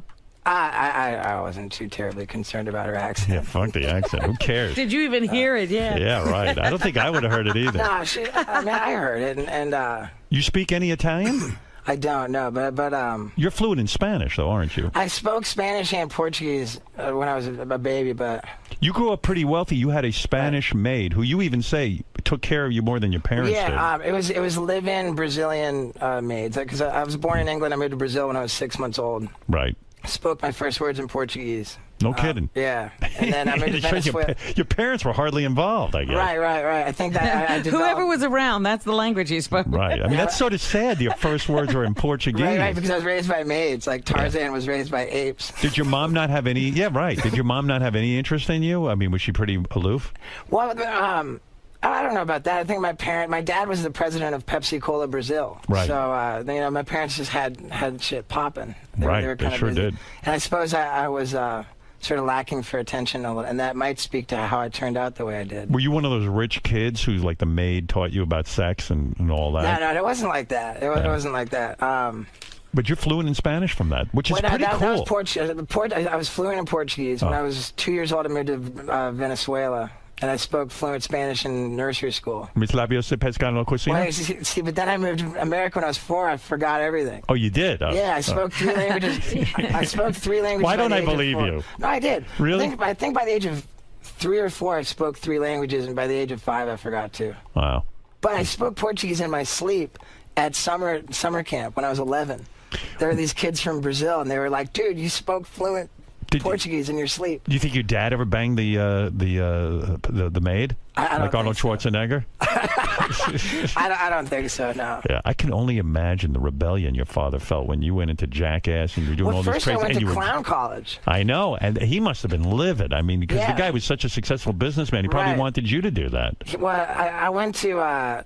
I went to the University of Miami and I dropped out pretty abruptly. And that's a party college, no less. Right. And then I years later I got into Ringling Brothers and Barnum and Bailey Clown College, and my dad was not feeling that at all. Well, what does it take to be a real rebel? I mean, to go against your parents. I mean, when you tell your father, I've dropped out of University of Miami, and he's such a strong figure. Yeah, and then I went and had the government test drugs on me for money and stuff. Like, really? I was doing these crazy... Oh, so you abandoned the money and everything. You just... Well, yeah, and I was actually couch surfing for 3 years after I dropped out of college. Just sat around. Well, I mean, I didn't sit around. Living at friends' houses. I was all over Yeah. the place. Right. You know, following the Grateful Dead and, had Was the old man livid? Well, I wasn't even really talking to him. That was the thing. It was really sad, and it wasn't that I was mad at him. I was just kind of disappointed, and I felt like I had let him down. Right, like you And were a I loser. Yeah. I had like a kind of a sense of pride about it, and I never asked him to help me out or anything. That's cool. And so I just kind of did my own deal, and I found out about these medical studies, and the more dangerous the study, the more money you get. What's the worst study you were involved in? It was a drug for pigs and cows. And they tested it on you? They did, yeah. Well, why not test it on pigs and cows? Well, because the idea was to make... you don't want to give it to them first. We value them. Right. Well, the idea was to cater to a more health-conscious consumer, and they would give this drug to the cattle, and it would make them have more muscle and less fat, so that you'd be selling leaner meat. But then when people eat the meat, like a trace of the drug enters the human body, and if ever that's the case, they have to determine how much the human body can stand to that shit. So. Right. So did you ever learn what the name of the drug was? Ractopamine hydrochloride. And is it illegal now, or is it? I don't know. Was it ever approved by the FDA? Are they still using I don't know, it? What are they doing? They gave it to us until our resting heart rates reached 150 beats a minute. So it actually changed the heart rate. It actually increased. It did, yeah. And I shouldn't say until everybody's heart, until one person in the study got 150 beats a minute. But it turned out I had a super powerful heart. So when it got to 150 beats a minute, they said, "Wait a second, this shit might be dangerous because that's a high resting heart rate." Right. They knew they would increase the heart rate, and that was about it. But yeah, I got like $2,000 for 12 days, and I was homeless anyway, so I had 12 days of free food and a roof over my head. How much was the pay? $2,000. $2,000. Right. Wow. You know, there was a movie director, this guy Rodriguez, who financed all his movies by being part of these medical the first tests. one, not all of them. Right. He still likes it. I remember thinking you can sell a kidney for like $50,000. And you were thinking about it. I was thinking about that. I was like, yeah, you don't need 2 kidneys. Did you ever say, "Hey, I'm going to train"? You need everything doubled, Steve. Stop it. Did you ever say to yourself, "I'm going to go train for a job" or something like that? It just wasn't within you. You lived life on the edge. Well, yeah, I mean, I started making videos when I was 15, and that was really the only thing that I was passionate about. When I went to University of Miami, it was to try and become an advertising guy and make commercials. Right. But I couldn't go to class, so that wasn't going to happen. And the only thing that... You were a bad student. Right, I couldn't go to class. You can't concentrate.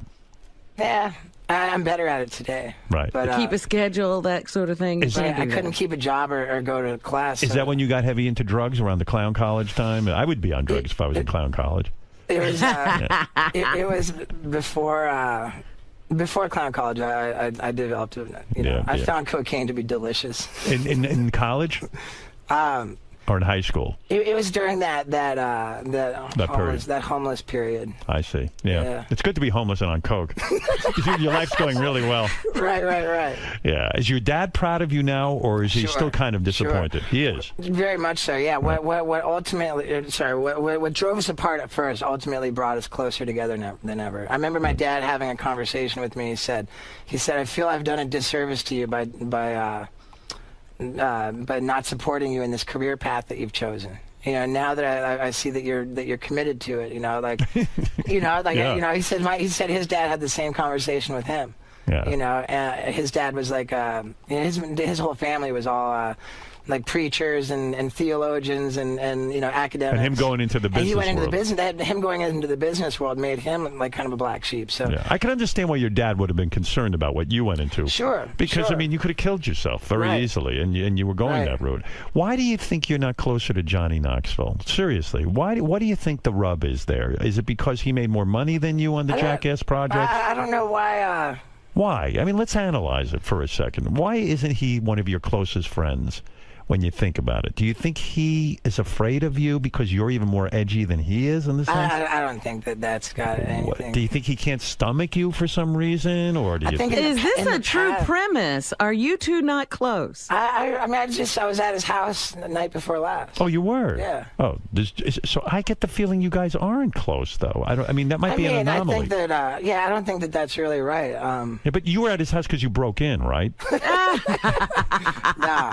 So you were invited over for a dinner of some kind? Yeah, well, I mean, I have there's this little girl that has cancer, and I've been trying to help the family, and I brought this glove to try and get you to sign it for. I'll sign it. And as long as I don't have to do anything more than sign it, I'm fine. Right. Yeah, I don't want to meet anybody. He doesn't have to meet the little girl. No, right.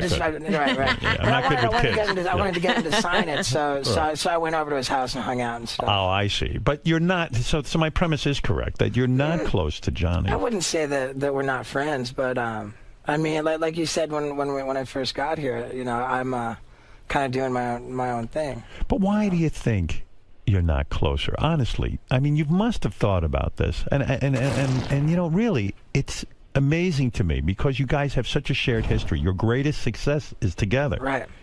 Why are you not? Do you do you like him? I like him fine. We really don't have What? Finish the sentence. They don't have issues? We don't have any issues, man. Don't finish the sentence for him, Robin. Oh, sorry. Yeah, he had no finish. He had no finish. But what is it? I mean, it's like when Lennon and McCartney couldn't get along anymore. We all said collectively, why? Why? You guys are so brilliant together. And I say to you in all sincerity, here are two guys that really changed the face of MTV and this type of entertainment. You're on top of the world. You made a lot of money together. You're successful. Why is it you guys just don't hang out at all? I mean, I don't think. I think that you're kind of going down the wrong path. Am I? I think so. Like when I was on the Dancing with the Stars, he was a regular there to support me. Yeah. You know, like. Yeah. He even did the intervention. Come on. Sure. But you don't get, you don't hang out. We've never hung out like a lot in our free time. Okay, I don't know. I thought maybe there was something there. No, there's not. Like we don't have beef or anything. So what happened with Elizabetta? Why the breakup? I mean, certainly a beautiful girl. She's very beautiful. She's wonderful. And I don't know. I guess it just didn't really work out. Whoa, whoa, whoa, whoa. You act like you weren't there. What the heck happened? Even you guess. No, you must have been there. What I had read is because of your sobriety, not that she has a problem, but the fact is that she would like to go to a club and maybe dance and have a couple of drinks. She'd like to go to dinner. You went to Italy with her. Everywhere you went, they put wine on the table. Well, that's Italy, yeah. Yeah, and you felt that you could not be sober around her. Wow, look at that picture. God, she's hot. Wow. What happened there? Is that it? Because of wine in Italy and all that kind of shit? I mean, I don't really want to, pick it apart, but I guess you just say, I'm sure you do. Yeah, I want to know what happened. I'm interested in your life. I mean, I'm interested in your life. I am. I'm interested in your life. I mean, we've always been interested. There are a lot of lifestyle differences, and you know, you're right about the one thing, and then I'm vegan, and she's not vegan. She's actually like the opposite of vegan. Well, does everybody have to be the same? But then again, I don't want to criticize her, man. I love that girl. She's no. wonderful. I'm saying now that you stop drinking, everybody has to stop drinking. No. It's not that.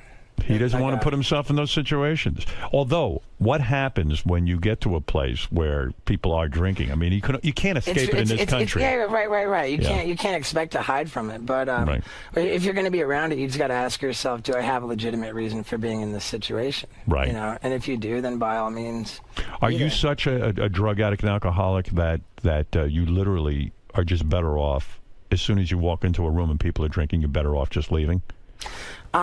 Well, again, if I have a legitimate reason to be there, then that's fine. When your friends, your personal friends, have you over to the home, and let's say they have a dinner party or something, and people are drinking, do they have to hide all the booze? Do they say, "Hey, Steve-O is coming to the house. We're not drinking tonight"? Does everyone have to kind of get sober it's for not, you? It's not like that. Because I don't want to have you over if I have to do that. Yeah, it's not like that. I can control my drinking. I think I can anyway. Yeah, no, I mean it's kind of like.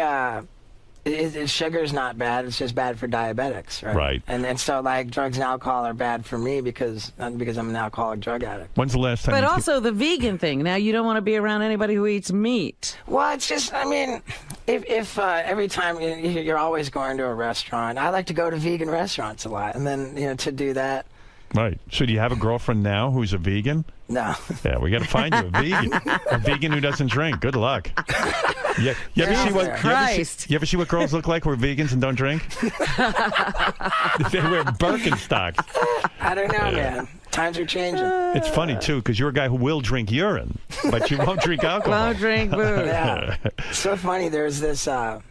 This rap guy, he's pretty popular at this point. His name's MGK, and he put out this song where it's called Wild Boy, and it, the whole song is saying, "Call me Steve-O, I'm a wild boy," and he wanted to record for the remix with me, and so I showed up, and I'm like, okay, well we're gonna film for the video, and so I brought these hair clippers and And we shaved our pubic hair. We rolled up a big joint with nothing but pubic hair. And you smoked it? Yeah, and I smoked it. Do you get off on that? No, not at all. But Nothing.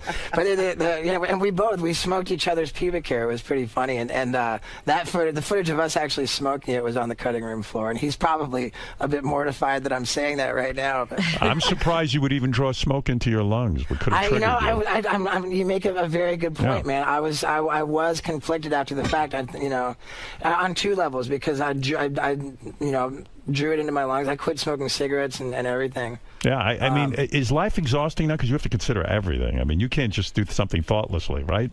I don't know. I mean, I think it becomes a little bit second nature, but but it's sure better than the alternative, man. I mean, you saw me right before I got sober. No, you look really good, man. Oh, boy. Thank you, man. You seem very healthy. And so now, where are you living? In Los Angeles? I'm living in West Hollywood, yeah. You live in West Hollywood. No girls, nothing? I mean, are you completely single now? Yeah, I'm single, but there's one girl I've been hanging out with. Fucking a little bit, yeah? She's good? Yeah? Parking in the pink zone. No kidding. Look at you. How long were you with that Elisabetta? 2 years, huh? No, not 2 years. It was most of this year. Clooney was quoted as saying he thought it was hysterical that you were dating Elizabeth. I think so. I hope I have that right. I don't know. Oh, my God. How dare he? How dare he? Elisabetta said a romantic trip with Steve-O to Italy in February became a nightmare because Italy was full of temptation for him. Let me see, wait. George Clooney, who dated Elisabetta for close to 2 years, reportedly told a friend he thought it was hilarious that she was dating Steve-O. All right. You think that's